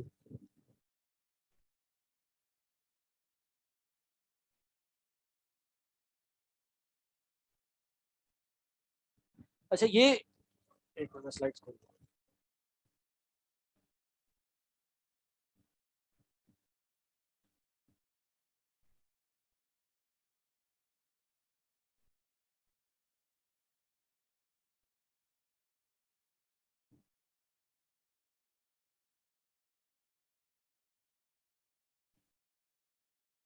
قریش کے بارے میں بتاتا ہوں. یہ قریش مکہ میں کیسے آئے تھے؟ ہاں پڑھ لیا تھا؟ یہ تو پڑھ لیا نا. سوال یہ ہے کہ قریش مکہ میں کیسے آئے تھے؟ نبی علیہ السلام کا قبیلہ قریش تھا نا. قصی ان کو لے کر آیا تھا. کون؟ قصی قصی جو حاجیوں کی خاطر مدد. ہاں لیکن وہ اس سے پہلے مکہ میں ہی تھے نا، مکہ کے باہر تھے لیکن تھے تو وہیں پہ. اس جگہ پہ کیسے آئے؟ جی اصل ہسٹری شروع ہوتی ہے حضرت ابراہیم علیہ السلام سے اور حضرت اسماعیل علیہ السلام سے. حضرت ابراہیم علیہ السلام کی پہلی بیوی کون تھی؟ حضرت نہیں، سارہ علیہ السلام، پہلے سارہ تھی، اس کے بعد یہ جو ہاجر علیہ السلام تھی یہ ان کو ایک تحفے میں ملی تھی مصر کے ایک بادشاہ کی طرف سے. حضرت ابراہیم علیہ السلام شام سے مصر، مصر سے شام سفر کیا کرتے تھے، تو رستے میں جب مصر آیا تو وہاں کا بادشاہ کی ایک بڑی بری عادت تھی، وہ یہ کہ جو بھی راہ میں کوئی خواتین گزرتی ان کو اپنی غلط نیتوں کا نشانہ بنایا کرتا تھا. تو یہ حضرت سارہ بھی ان کے دربار میں گئی. گرمی لگ رہی ہے آپ لوگ کو؟ ہاں بند کر دو، شور بہت ہو رہا ہے، یا چلنے دو؟ چل لینے چلے. تو حضرت سارہ ان کے دربار میں ان کو بھی لے جایا گیا، لیکن وہاں پہ لے جانے کے بعد الحمدللہ وہ محفوظ رہیں، اور اس کے بعد ہاجر علیہ السلام کو بھی تحفے میں ان کے پاس لایا گیا. تو انہوں نے دیکھا کہ حضرت ابراہیم علیہ السلام اب بوڑھے اور ان کو کوئی اولاد نہیں ہے، تو انہوں نے ہاجر کو ہی حضرت ابراہیم علیہ السلام کی دوسری وائف بنوا دیا، ان سے شادی کروا دی. اور پھر یہی ہوا، کچھ عرصے میں حضرت ہاجر کے ہاں بیٹا ہوا، اور وہ کون تھا؟ حضرت اسماعیل علیہ السلام. پھر اللہ تعالیٰ نے حکم دیا کس کو؟ حضرت ابراہیم علیہ السلام کو. کیا حکم دیا؟ کہ ان کو اس مکہ کی جگہ پر لے جا کر، کعبے کی جگہ پر جا کر ٹھہرا دیا جائے. اس وقت تو وہ مکہ ایک بالکل کیا تھا، ایک ریگستان تھا، ڈیزرٹ تھا، خالی تھا، نہ انسان، نہ آدم کی ذات، کوئی زندہ ہستی وہاں نہیں رہتی تھی. لیکن بیت المحرم وہاں تھا، اللہ کا کعبہ، یا کعبہ نہ کہیے کہ وہ جو بیت مقدسہ ہے، یا وہ جو جس کو قرآن میں کہا عند بیتک المحرم، وہ جگہ وہاں تھی، اللہ کا گھر وہاں تھا. پھر کیا ہوا؟ ہاں اب یہ ایک سوال آ رہا ہے کہ کعبہ کو سب سے پہلے کس نے بنایا تھا؟ ہاں یہ بہرحال اختلافی ایک معاملہ ہے. کچھ علماء کہتے ہیں کہ کعبے کی تعمیر سب سے پہلے فرشتوں نے کی تھی، پھر کہتے ہیں کہ آدم علیہ السلام نے کی تھی. یہ بات سمجھنے کہ کعبہ کی جو تعمیر ہے وہ تقریباً کوئی 11 دفعہ ہوئی ہے، اور صحیح بات یہی ہے سب سے پہلے فرشتوں نے کی. وہ جگہ، وہ مقام مقدس تھی، کئی انبیاء ادھر آتے تھے، اور سب سے پہلے پھر آدم علیہ السلام نے کی، پھر اس کے بعد آدم علیہ السلام کے بیٹے نے بھی کی، شیش نے، شیس اس طرح کوئی نام ہے. یہ میں انشاءاللہ الگ سے ایک سلائیڈ میں بتا دوں گا کہ کس کس مرحلے سے یہ کعبہ کی تعمیر ہوئی. لیکن ادھر کیا ہوا؟ ہاجر علیہ السلام کو حضرت ابراہیم نے ان کے اس چھوٹے نیو بورن بیبی کے ساتھ اس جگہ پر لے جا کے چھوڑ دیا. ہاجر علیہ السلام جانتے تھی کہ ایسے باتیں میں کیوں بتا رہا ہوں، یہ سب لیڈ کرتی ہے نبی علیہ السلام کے شجرے کو، نبی علیہ السلام کی جو لینیج ہے اس کو کنیکٹ کرتی ہے. کس طرح سے؟ کیا بہت شارٹ کر کے بتا رہا ہوں کہ ہاجر کو پتا تھا کہ حضرت ابراہیم علیہ السلام ان کو کسی جگہ پہ چھوڑ دیں گے، لیکن ایسی جگہ پہ چھوڑیں گے یہ اس کا ان کو اندازہ نہیں تھا. تو جب آدم علیہ السلام اس ریگستان، ابراہیم علیہ السلام ان کو اس ریگستان میں چھوڑ کے جانے لگے، تو حضرت ہاجرہ نے 2 سے 3 بار ان سے پوچھا. کیا پوچھا؟ کہ جی آپ ایسی جگہ پہ ہمیں چھوڑ کے جا رہے ہیں کہ جہاں پہ نہ کھانے پینے کا بندوبست ہے، نہ کوئی انسان ہے، نہ کوئی انسان کی مدد کرنے والا ہے. تو ابراہیم علیہ السلام خاموش رہے، انہیں جواب نہیں دیا. کئی بار پوچھنے کے بعد انہوں نے جواب نہیں دیا، لیکن پھر ابراہیم علیہ السلام جانے لگے. تو پھر ہاجر علیہ السلام نے اپنی زبان سے ایک جملہ نکالا، اور وہ کیا تھا؟ اللہ امرک بہذا، کیا اللہ نے آپ کو اس چیز کا حکم دیا ہے؟ کیا اللہ نے اس بات کا آپ کو امر دیا ہے کہ آپ ہمیں یہاں چھوڑ کے جائیں؟ کہا جی ہاں بالکل اللہ نے مجھے حکم دیا ہے. کہا پھر اس کا مطلب یہ ہے کہ اللہ ہمیں کبھی ضائع نہیں کرے گا. یہ ان کا توکل تھا، یہ اللہ پہ ایک ایمان تھا ان کا، اور یہ ایمان ہر شخص کا ہونا چاہیے. یعنی یہ نہیں ظاہری اسباب کہ بھئی یہاں کیا ہے، نہ کوئی چھت سر ڈھانپنے کی جگہ ہے، نہ اپنے آپ کی حفاظت کرنے کی جگہ ہے، کوئی مصیبت آ جائے، کوئی پریشانی آ جائے تو کسی کو پکار بھی نہیں سکتے. تو انہوں نے وہی کیا جو ایک مسلمان کا ایک اللہ پہ ایمان ہونا چاہیے، توکل تھا ان کا اللہ پر. انہوں نے کہا ٹھیک ہے، اللہ نے جب ہمیں اس کام کا حکم دے دیا ہے تو پھر کیا ہوگا؟ پھر اللہ ہمیں ضائع نہیں کر سکتا، پھر اللہ واقعی ہمارا خیال رکھے گا. تو حضرت ابراہیم علیہ السلام کے ہاتھ میں ایک کھجور کا ٹوکرا تھا، تھوڑی سی کھجوریں ان کے ہاتھ میں دے کے اور تھوڑا سا پانی دے کے ان کو آگے چلے گئے. مجھے یہ پنکھا بہت ڈسٹرب کر رہا ہے، تھوڑی سی گرمی برداشت کریں. کتنا سکون ہو گیا جی. کیا دیا حضرت ابراہیم علیہ السلام نے؟ کھجور کی ایک تھیلی دی اور تھوڑا سا پانی دیا. یہ شاید اور بھی کوئی سامان تھوڑا سا ساتھ میں دے دیا ہوگا، لیکن یہ کتنے دن چلنا تھا؟ چند دن، ہفتہ میکسیمم. وہی ہوا، کھانا پینا ختم، پانی بھی سب ختم ہو گیا وہاں پر. اب کیا ہوا؟ ہم سب کو پتہ ہے کہ ہاجر کے جو بیٹے تھے اسماعیل علیہ السلام، وہ پیاس سے اور بھوک سے بلبلانے لگے، رونے لگے. تو اس تکلیف میں، اس پریشانی میں ہاجر علیہ السلام نے دوڑ لگائی. اور وہ کہاں دوڑ لگائی؟ پہلے صفا پہاڑی کی طرف. اور وہاں پہ جا کے دیکھا کہ کوئی مدد کے لیے ہے یا نہیں, اور اس پریشانی میں پھر نکلی اور دوڑ کے پھر مروا پہاڑی کی صفا اور مروا پہاڑی کی طرف گئی. اس مروا پہاڑی پہ کھڑے ہو کے دیکھا کہ بھائی کوئی ہے یا نہیں. اس پریشانی میں اور اس تکلیف میں کتنے چکر لگائے؟ 7 چکر حضرت حاجر علیہ السلام نے لگائے.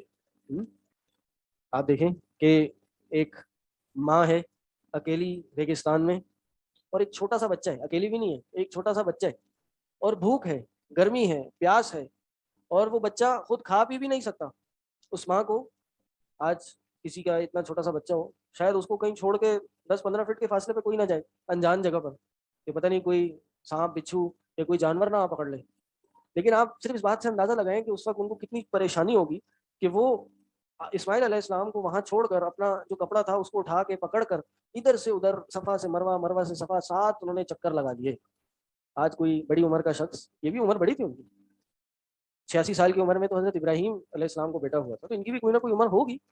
آج کے زمانے میں جب صحیح کرنے جاتے لوگ پیدل صحیح کرتے ہیں تو ایک ایکٹیویٹی ہے, کوئی گھنٹہ تو لگتا ہوگا. اگر تیز بھی بھاگ دوڑ کے کرنا پڑ جائے تو 25-30 منٹ کی یہ ایک جاگ ہے, ایک رن ہے. تو وہ حاجر علیہ السلام جو ابھی بریسٹ فیڈ کرا رہی ہیں اپنے بچے کو, اور ابھی بچہ بھی ہوا ہے چند مہینے پہلے, وہ دوڑ رہی ہیں, کتنی شدید تکلیف ہوگی اور کتنی شدید پریشانی ہوگی. لیکن دل میں ایمان تھا, اللہ پہ توکل تھا کہ اللہ نے اگر ہمیں یہ حکم دیا ہے تو اللہ ہمیں ضائع نہیں کرے گا.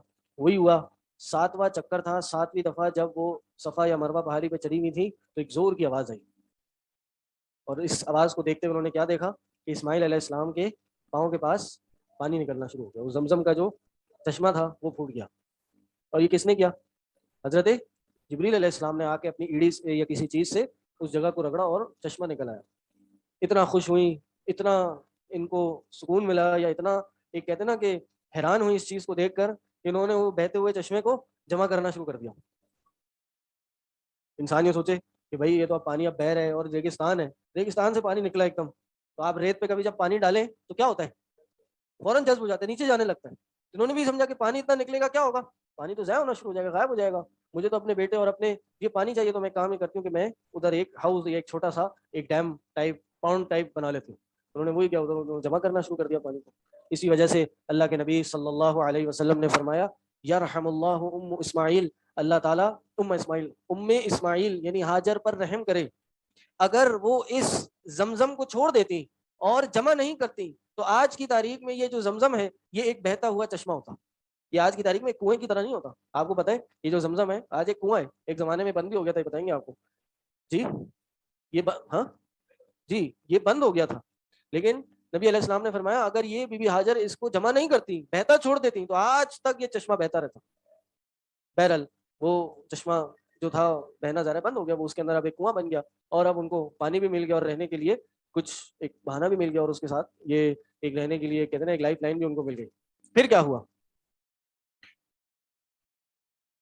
اب یہ مکہ کے اس ریگستان کے علاقے میں پانی آ گیا, آؤٹ آف نو ویئر زمین سے پانی آنا شروع ہو گیا یا پانی جمع ہو گیا. آپ کو پتہ ہے اب جس جگہ پانی ہو وہاں پر, اور شہر آتا ہے لیکن شہر سے پہلے بھی کچھ چیز آتی ہے, چرند پرند آنا شروع ہو جاتے ہیں, ان کو بھی تو پانی کی اور کھانے پینے کی تلاش میں ہوتے ہیں. تو ہوا یہ کہ اوپر آسمان پر کافی پرندے اڑنا شروع ہو گئے.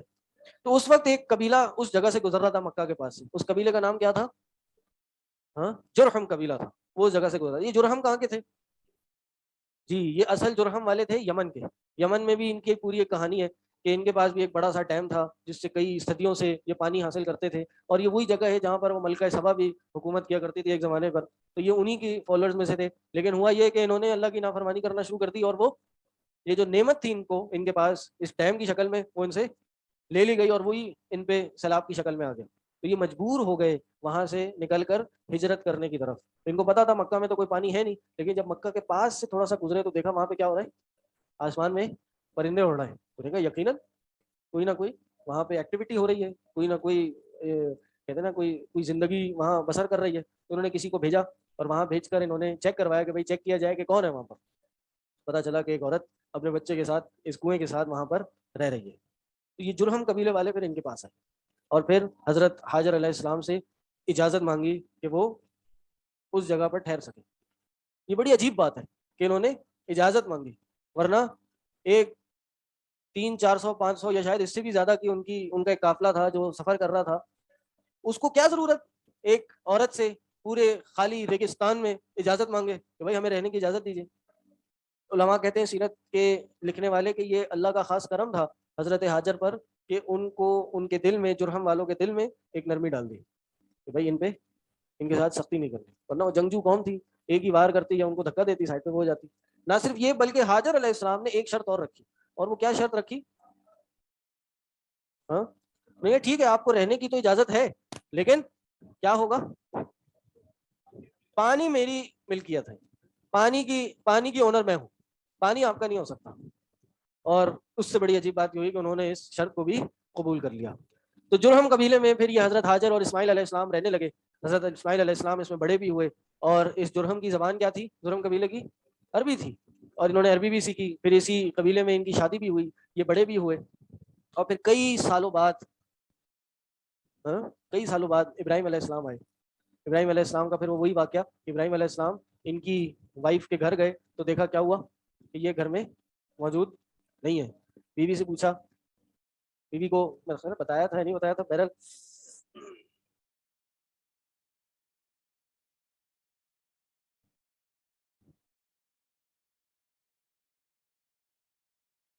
پن چپ گئی میرے پاؤں میں.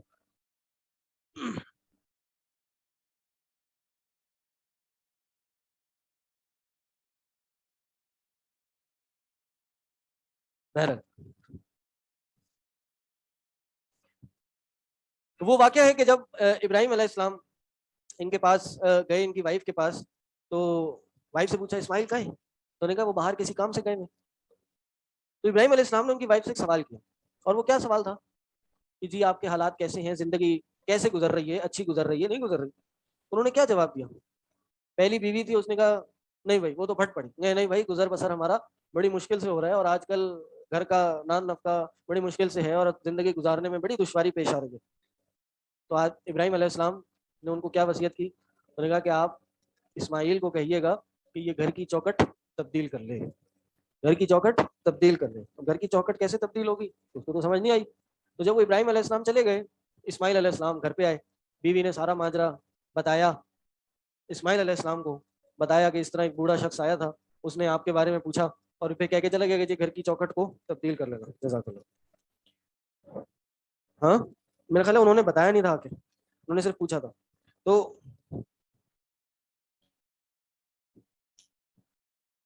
اسماعیل علیہ السلام آئے، انہوں نے جب یہ پوچھا وہ سمجھ گئے، تو والد تھے، والد کے پوچھنے کے بعد، ان کے بتانے کے بعد کہ جو والد تھے یہ سمجھ گئے کہ جی یہ بیوی کو تبدیل کرنے کا حکم دیا والد صاحب نے کہ جی بیوی ناشکری ہے اور بیوی کمپلین کر رہی ہے، اس لیے بیوی تبدیل کر لے. تو انہوں نے اس عورت کو، یا وہ جو بیوی تھی ان کی، اس کو طلاق دی اور پھر دوبارہ شادی کی. اور پھر کئی سالوں بعد ابراہیم علیہ السلام آئے. اس وقت ابراہیم علیہ السلام، تب بھی اسماعیل علیہ السلام گھر پہ نہیں تھے. تو پھر بیوی سے پوچھا ہاں بھائی اب حالات آج کل کیسے ہیں؟ انہوں نے کہا جی ہم بہت خوش ہیں الحمدللہ، اللہ کا شکر ہے، گزر ہمارا بہت اچھے سے ہو رہا ہے، تمام ضروریات ہماری پوری ہو رہی ہیں، اللہ کا احسان ہے. انہوں نے کہا ٹھیک ہے اسماعیل جب آئے تو کہنا گھر کی چوکھٹ کو برقرار رکھے، گھر کی چوکھٹ کو تبدیل نہ کرے. اسماعیل علیہ السلام آئے، پتہ چلا، سنا، اندازہ ہو گیا کہ ابو جان ہی تھے. اور گھر کی چوکھٹ قائم رکھنے سے مراد کیا ہے کہ اس بیوی کو اپنے ساتھ رکھو. تو انہوں نے پھر اس بیوی کو ساری زندگی اپنے ساتھ رکھا. آگے پھر کیا ہوا وہ انشاءاللہ نماز کے بعد بتائیں گے. سبحانک اللہم و بحمدک اشہد ان لا الہ الا انت استغفرک.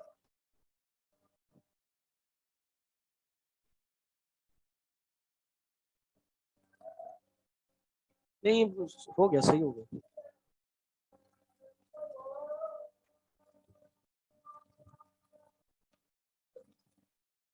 گئی تو نہیں.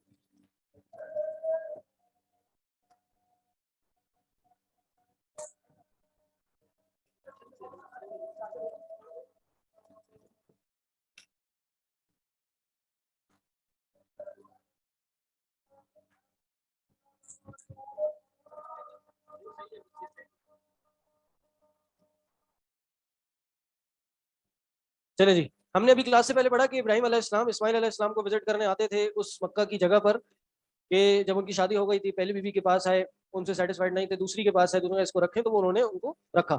پھر اگلے وزٹ میں آئے تو دیکھا کہ اسماعیل علیہ السلام ایک جگہ پر بیٹھے ہوئے تیروں کے ساتھ کھیل رہے ہیں یا ان کے ساتھ کوئی کام کر رہے ہیں.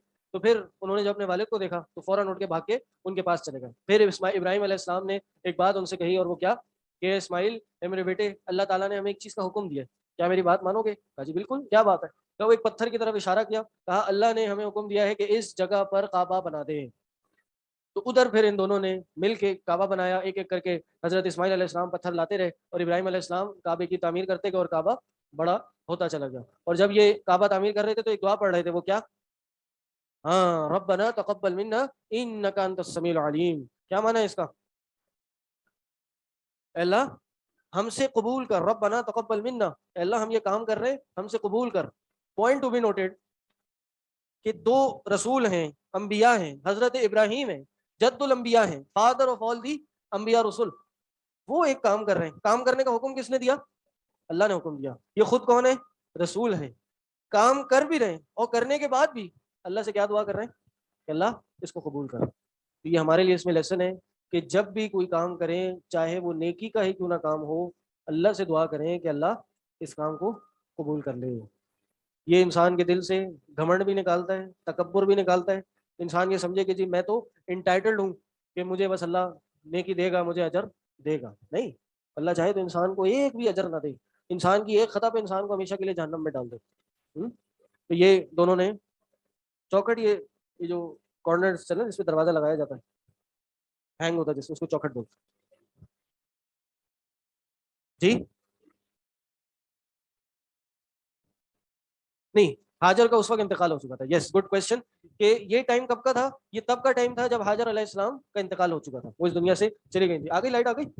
یہ اس کو بند کر دیں, اس کو بند کر دیں. پھر کیا ہوا؟ جب کعبہ بنا لیا تو ابراہیم علیہ السلام کو اللہ تعالیٰ نے حکم دیا, اب ظاہر کعبہ بنا دیا, اب اس جگہ پہ کون آئے گا؟ کعبہ تو بنا دیا, لوگوں کو پتہ کیسے چلے گا؟ تو ان کو حکم ہوا وَأَذِّن فِي النَّاسِ بِالْحَجِّ يَأْتُوكَ رِجَالًا, کہ لوگوں میں اعلان کر دیجئے حج کا, آپ کے پاس لوگ آنا شروع ہو جائیں گے. ابراہیم علیہ السلام پہاڑ پہ گئے اور انہوں نے اعلان کیا کہ لوگوں, اللہ نے تمہارے لیے یہاں گھر بنا دیا ہے, بس اس گھر کا حج کرنے آؤ, فحجوہ, اس کا حج کرو.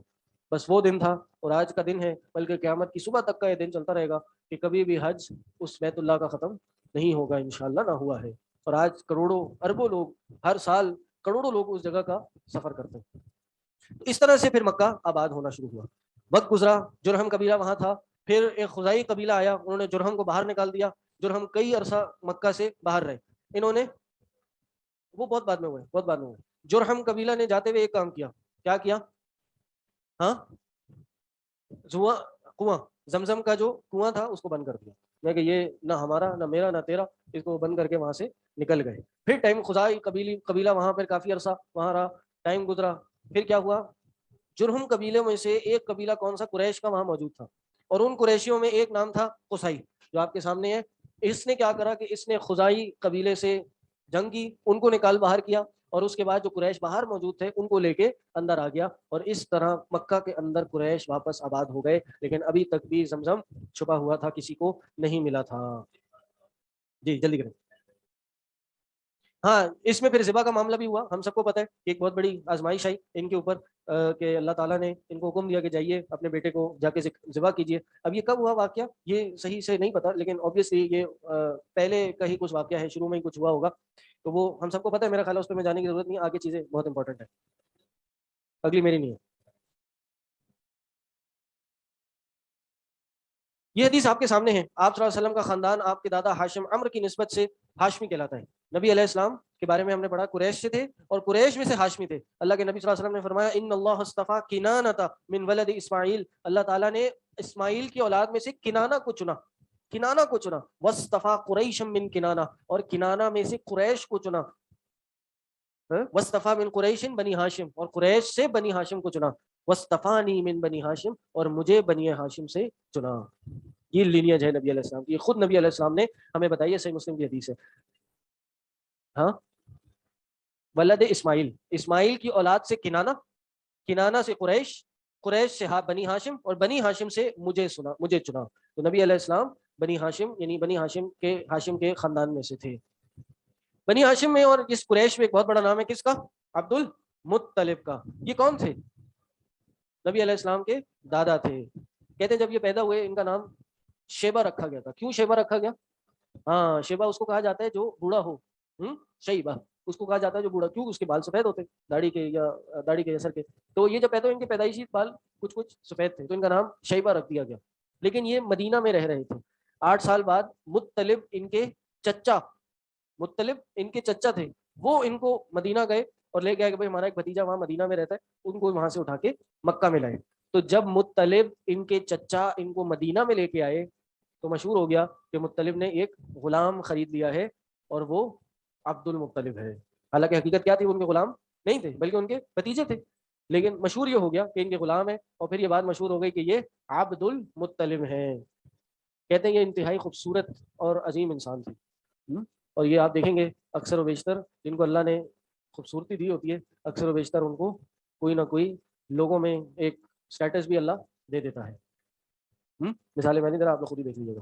زمزم کا کنواں ملا، ان کے ایک خاص ان کے کہہ لیں واقعات میں، ان کی لائف میں جو پرومیننٹ معاملات ہیں اس میں سے یہ تھا کہ ان کے ہاتھ سے زمزم کا کنواں لوگوں کو دریافت ہوا. خواب میں ان کو وہ جگہ دکھائی گئی جہاں پہ زمزم کا کنواں تھا. وہ پھر ایک لمبی سٹوری ہے، میں اس کو چھوڑ رہا ہوں کہ خواب میں ان کو زمزم کا کنواں دکھایا گیا، یہ اسی جگہ گئے، اس کو کھودنا شروع کیا اور کھود کر زمزم مل گیا. اور پھر یہ اس کی وجہ سے پہلے بھی قریش میں ایک اچھا مقام تھا، پھر اس کے بعد تو یہ ہیڈ آف قریش بن گئے. اسی طرح ان کے زمانے میں ابرہہ کا واقعہ ہوا، ابرہہ والا فیل والا واقعہ پھر ان کے زمانے میں ہوا. کیا ہوا کہ ابرہہ ایک بادشاہ تھا، بڑا جابر اور بڑا طاقتور. جی آ جائیں، کرسی خالی ہے، جلدی سے آ جائیں. ہاں عیسائی کا عیسائی یا ہاں پہلے دیکھ لیں گے انشاءاللہ. لیکن وہ ایک بہت بڑا جابر بادشاہ تھا. تو اس کو کوئی اس کے وہ عبادت خانے میں کسی نے کہتے ہیں کہ مخالفت میں آ کے کہتے ہیں یورینیٹ کر دیا عبادت خانے میں. اس وہ جو ان کا ایک مسجد تو نہیں کہیں گے، ان کا جو ایک کنیسہ تھا یا ان کا جو عبادت خانہ تھا وہاں کے انہوں نے کر دیا. اور وہ عرب تھا، انہوں نے کہا اب میں اچھا یہ جو اس نے بنایا تھا یہ بنایا اس کعبہ کے مقابلے میں تھا، تو کسی نے وہاں جا کے اس میں گندگی کر دی. انہوں نے کہا اب ایسی کی تیسی، اب میں تو کعبہ کو ختم کر کے رہوں گا. تو یہ ہاتھیوں کا اتنا بڑا جھنڈ لے کر اور اتنی بڑی فوج لے کر مکہ کی طرف روانہ ہوا. ہاں ابھی مکہ کے قریب پہنچا ہی تھا کہ وہاں پہ اس نے پڑاؤ ڈالا، اور مکہ کے قریب یہ عبد المطلب کے چند اونٹ تھے وہ بھی اس کی فوج نے قبضے میں لے لیے. تو اب رات کے وقت اپنا خیمہ لگا کے بیٹھا ہوا تھا تو عبد المطلب آئے. ظاہر ہے اب یہ صبح کے دن مکہ کو تباہ کرنے آئے تو عبد المطلب اس کے پاس آئے. کہتے ہیں کہ جب کوئی بادشاہ یا کوئی بڑا آرمی کا لیڈر ہو اپنے خیمے میں بیٹھا ہو تو کیسے بیٹھتا ہے؟ بڑے ٹھاٹ میں بڑی سی کرسی ہوگی، ایک تخت ہوگا، اس پہ بیٹھا ہوگا اور لوگ اس کے ارد گرد بیٹھے ہوں گے، نیچے بیٹھے ہوں گے. کہتے ہیں جب عبد المطلب اس خیمے میں داخل ہوا تو ان کی پرسنالٹی ایسی تھی، ایک روب ایک دبدبہ ایسا تھا کہ یہ اپنے تخت سے اٹھ گیا اور اٹھ کے ان کے ساتھ نیچے بیٹھ گیا. یعنی اس کو یہ گوارا نہیں ہوا کہ یہ ان کو نیچے بٹھایا، خود اوپر بیٹھا. پھر بات چیت شروع ہوئی. عبد المطلب نے کہا کہ بھائی ٹھیک ہے تم کل کعبہ توڑنے آئے ہو، لیکن وہ جو تم نے میری اونٹنیاں لے لی ہے نا وہ مجھے واپس کر، میں وہ لینے آیا ہوں. یہ سن کے ابراہ ان کی شکل دیکھ رہے ہیں عبد المطلب کی کہ یار میں کل کعبہ توڑنے آیا ہوں، کعبہ پہ حملہ کرنے آیا ہوں، یہ ان کی عبادت گاہ ہے، سالوں پرانا بیت محرم ہے، اس کو اس کی فکر نہیں ہے، اس کو اپنے اونٹوں کی فکر ہوئی ہے. یہ بات انہوں نے منہ پہ بول دی. نہیں کہ یار آپ جب کمرے میں داخل ہوئے تھے نا تو میرے دل میں آپ کے لیے بڑی عزت تھی، بڑا احترام تھا. آپ کو دیکھ کے مجھے گوارا نہیں ہوگا میں اپنے تخت پہ بیٹھا رہا ہوں اور آپ نیچے بیٹھ جائیں. میں آپ کے لیے نیچے بیٹھ گیا، لیکن جب آپ نے اپنی زبان سے یہ بات نکالی نا کہ مجھے اونٹ دے دیں میرے، تو جتنی عزت میرے دل میں آپ کے لیے بیٹھی نا وہ سب ختم ہو گئی. کہ ہاں چلو آپ کی بات صحیح ہو سکتی ہے. عبد المطلب نے کہا ٹھیک ہے آپ کی بات صحیح ہو سکتی ہے، لیکن معاملہ یہ ہے کہ بھائی یہ اونٹنیاں میری ملکیت میں ہیں، اس کی حفاظت اور اس کی فکر کرنا میری ذمہ داری ہے. یہ کعبۃ اللہ، یہ بیت اللہ جس کا ہے اس کی حفاظت وہ خود کر لے گا، تم میری اونٹنیاں واپس دے دو. انہوں نے کہا کہ میں اپنا کام کروں، کعبے والا کعبے کی حفاظت خود کر لے گا. اور اس نے ابراہ نے یہ بات سنی، اس کا تکبر اور گھمنڈ اور بڑا. صبح کے وقت جب وہ بلکہ تیار بھی نہیں ہوا تھا، چند ہی صبح کے وقت اعلان ہو گیا کہ مکہ کو خالی کیا جائے اور دور کی ایک جگہ پہ لے جایا جائے لوگوں کو کہ بس اب ابراہ یہاں پہ حملہ آور ہونے والا ہے. تو بس صبح ہی پھر آسمان سے ابابیل آئے اور انہوں نے ان ہاتھیوں کو ختم کر دیا. یہاں تک کہ یہ جو بڑے بڑے ہاتھی تھے یہ ایک بھوسا بن کے رہ گئے، چورا بن کے رہ گئے. کون کا جو بچا کچا مال ہوتا ہے سوکھا، اس کی طرح زمین پہ پڑے ہوئے تھے. اور یہی وہ سال تھا کہ جب نبی علیہ السلام کی پیدائش ہوئی. یعنی نبی علیہ السلام عام الفیل، فیل کے سال پیدا ہوئے، ہاتھیوں والے سال پیدا ہوئے کہ جس سال ابرہہ آیا تھا. اور یہاں سے پھر نبی علیہ السلام کی پیدائش ہوتی ہے اور پھر آگے معاملہ ہوتا ہے. کہ نبی علیہ السلام کی پیدائش سے 50 سے 55 دن پہلے یہ واقعہ پیش آیا، 50 سے 55 دن پہلے پیش آیا. آج ہم نے 2-3 چیزیں پڑھی. مقصد تاریخ پڑھنا نہیں ہے، مقصد انفارمیشن نہیں ہے، مقصد ان تاریخ سے، ان ہسٹری سے کچھ سیکھنا ہے. پہلی سٹوری ہم نے کیا پڑھی؟ حاجر علیہ السلام کی. حاجر علیہ السلام کی کہانی سے ہمیں کیا لیسن ملتا ہے؟ اللہ پہ توکل کرنا، کہ جو لوگ اللہ پہ توکل کرتے ہیں اللہ تعالیٰ ان کو کبھی ضائع نہیں کرتا. انہ من یتقی ویصبر فان اللہ لا یضیع اجر المحسنین، کہ جو لوگ تقوی اختیار کرتے ہیں اور صبر کرتے ہیں اللہ تعالیٰ کبھی بھی ان کو ضائع نہیں کرتا. آپ دیکھیں کہ وہ ایک اکیلی عورت ایک شیر خوار بچے کے ساتھ، نیو بورن بیبی کے ساتھ اکیلے اس صحرا میں ہیں، لیکن چونکہ اللہ نے کہا تھا، اللہ نے حکم دے دیا تھا، ان کا ایمان تھا کہ بس ہم انشاءاللہ اللہ ہمیں ضائع نہیں کرے گا. اور آپ دیکھیں کیا ہوا کہ اللہ نے نہ صرف زمزم کا چشمہ دیا، اس کے ساتھ اس قبیلے کو، اس علاقے کو آباد کرنے والے لوگ بھی بھیجے. نہ صرف وہ بھیجے بلکہ اس کے ساتھ ساتھ ان کو اس زمزم کی اونرشپ بھی تھی. نہ صرف یہ کہ جس پانی ان کے بیٹے اسماعیل کی وجہ سے نکلا وہ قیامت کی صبح تک آج بھی موجود ہے. اور نہ صرف یہ، جس محنت میں انہوں نے صفا پہاڑی اور مروہ کا چکر لگایا، آج مسلمان ہر سال یا سال کے ہر حصے میں، عمرے میں، حج میں، ان دو پہاڑیوں کے بیچ میں اس لیے صحیح کرتے ہیں کیونکہ حاجر علیہ السلام نے یہ کام کیا تھا. علماء کہتے ہیں اگر حاجر کو یہ بات پتہ ہوتی کہ قیامت کی صبح تک ان کے اس کام کی وجہ سے مسلمان قیامت تک صفا اور مروہ کے درمیان صحیح کریں گے تو وہ خوشی سے، بے پناہ خوشی سے مسکرا اٹھتے ہیں. یہ ہمیں لیسن ملتا ہے، اور یہ صحابہ کی ہمیں زندگی سے ہی ملتا ہے. کئی ایسے واقعات ہیں، یعنی سختی کے بعد، قرآن کیا تھا نا، ان مع العسر یسرا، مشکل کے بعد یقیناً آسانی ہے. ہر مشکل کے بعد آسانی ہے. حضرت ام سلمہ کا واقعہ آپ کو پتہ ہے، حضرت ام سلمہ کے شوہر تھے ابو سلمہ، ان کا انتقال ہوا. ام سلمہ کہتی ہیں اتنے بہترین شوہر تھے، ان سے بہترین، مائک دیکھ لیں گے اپنے، کوئی ڈسٹرب تو نہیں ہو رہا مائک، اتنے بہترین شوہر تھے کہ نبی علیہ السلام نے ان کے انتقال پہ ایک دعا سکھائی. کیا دعا سکھائی؟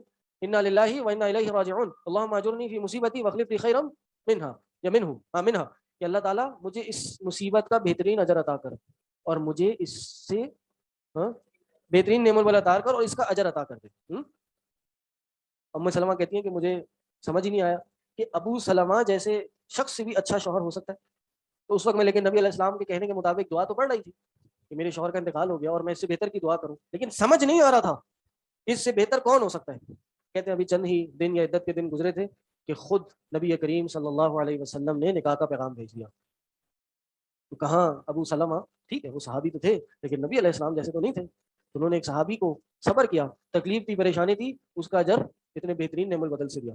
صحابہ ایک دفعہ ایک سفر پہ جا رہے تھے، کہتے ہیں طویل سفر تھا، ایک لمبی ٹرپ تھی، ان کے پاس کھانے کو کم پڑ گیا تو ہر کسی کے پاس ایک ایک کھجور تھی. کہتے کئی دن صحابہ نے ایک کھجور کھا کے گزارا، پھر کئی دن گزرے اس کی صرف گٹلی تھی تو گٹلی چوس چوس کے اس کا کئی دن گزارا کیا. کتنی سختی ہوگی. ابھی سفر ہے، گھر میں نہیں بیٹھے آرام سے اے سی کے نیچے، پنکھے کے نیچے بیٹھے آرام کر رہے ہیں، سفر چل رہا ہے، مشقت ہو رہی ہے، ساتھ میں سفر میں آرمر بھی ہوگی، وہ تلواریں بھی ہوں گی، سفر کا سامان بھی ہوگا، وہ بھی کیری کرنا، اس کی بھی انرجی چاہیے. تو وہ صرف ایک گٹلی کو استعمال کر کے اپنا گزر کر رہے تھے. لیکن چند دن بعد کیا ہوا، جب ساحل سمندر پہ پہنچے تو صحابہ کو اللہ تعالیٰ نے کیا تحفہ دیا؟ مچھلی دی. اور کون سی مچھلی دی؟ ایسی مچھلی کہ وہ کتنے صحابہ تھے؟ 300 کے قریب صحابہ تھے. 18 دن تک ان 300 صحابہ نے اس مچھلی کا کھانا کھایا، مچھلی ختم نہیں ہوئی. کہتے ہیں اس مچھلی کی جو ہڈیاں تھیں نا، اس کو زمین میں یوں گاڑا تو اتنی بڑی مچھلی تھی کہ اس کے نیچے سے اونٹ گزر سکتا تھا. اتنی بڑی مچھلی اللہ نے عطا کی. انہ من یتقی ویصبر فان اللہ لا یضیع اجر المحسنین. یہی حاجر کا معاملہ تھا، انہوں نے بھی صبر کیا، تقویٰ کیا، لیکن اللہ نے ایک بہترین اجر سے ان کو نوازا. اولاد دی، اولاد بھی وہ دی کہ جو نبی بنی، رسول بنی. دوسرا پوائنٹ ہمیں یہاں سیکھنے کو ملتا ہے کہ شیخ تو نہیں آ گئے، نہیں آئے.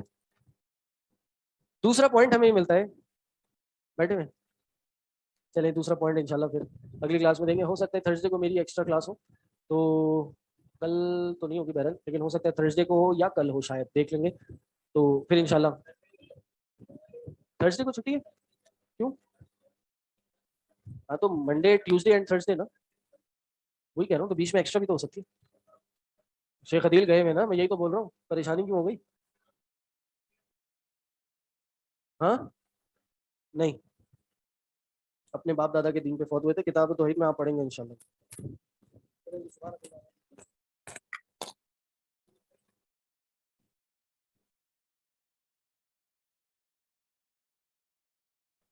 السلام علیکم ورحمۃ اللہ وبرکاتہ. الحمد للہ رب العالمین والصلاة والسلام علی اشرف الانبیاء والمرسلین سیدنا محمد وعلی آلہ وصحبہ اجمعین، اما بعد. ایک ساتھی کہہ رہے ہیں کہ عربی پڑھنی ہے، میں بولا عربی پڑھیں گے، قرآن کون سی زبان میں؟ ہاں کون سی آیت پہ تھے ہم لوگ؟ 23. ہاں کون تلاوت کرے گا؟ جی کریں.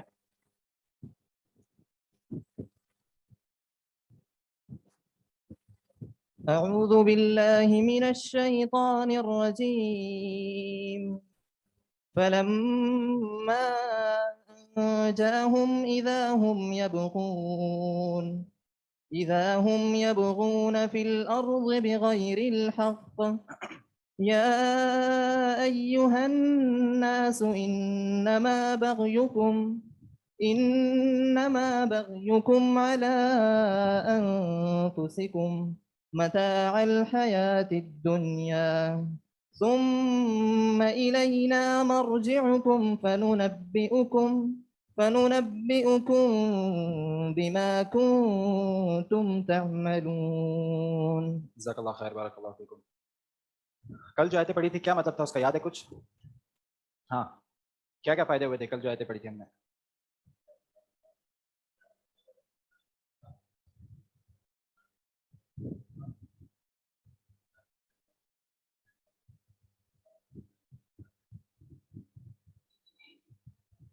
ہاں مشکلات انسان کے اوپر اللہ رب العالمین نے بتایا انسان کے حالات کہ انسان کے ساتھ ایسا ہوتا ہی ہے کہ اس کے اوپر مشکلات آتی ہیں. ٹھیک ہے، پھر وہ مشکلات میں دو قسم کے لوگ ہوتے ہیں. کون کون سے؟ ہاں جو شکر ادا کرنے والے ہیں اور جو نہیں مشکلات میں. ہاں بیسیکلی جو آیت ہم نے پڑھی ہے اس میں یہ ہے، یہ تو ہم نے بتایا تھا کہ صبر کرنا چاہیے اس پہ، لیکن جو آیت ہے اس میں اللہ رب العالمین نے کیا فرمایا ہے کہ دو قسم کے لوگ ہوتے ہیں. کون کون سے؟ ہاں جو اللہ کو پکارتے ہیں، اور اس سے پتہ چلتا ہے کہ دوسرے وہ ہیں جو اللہ کو نہیں پکارتے. ٹھیک ہے، یعنی کہ انسان کے اوپر جب تکلیف آتی ہے، جب پریشانی آتی ہے، تو کچھ ایسے لوگ ہوتے ہیں جو اللہ کو پکارتے ہیں، جو اللہ کے ماننے والے ہوتے ہیں، اور کچھ ایسے ہوتے ہیں جو اس وقت بھی اللہ کو نہیں پکارتے بلکہ غیر اللہ کے پاس جاتے ہیں اور ان سے مدد کرتے ہیں، ان سے دعائیں مانگتے ہیں. تو یہ چیز غلط ہے. ٹھیک ہے، تو یہ دو قسم کے لوگ ہو گئے. پھر وہ قسم، ایک سن آخری میں سوالات رکھیں گے انشاءاللہ. پھر وہ قسم کہ جو لوگ اللہ سے مانگتے ہیں، ٹھیک ہے، ان کے بارے میں بات ہو رہی ہے. یعنی کہ اس کو اور اگر واضح کر لیں تو ان کے بارے میں بات ہو رہی ہے جو اللہ سے مانگتے ہیں.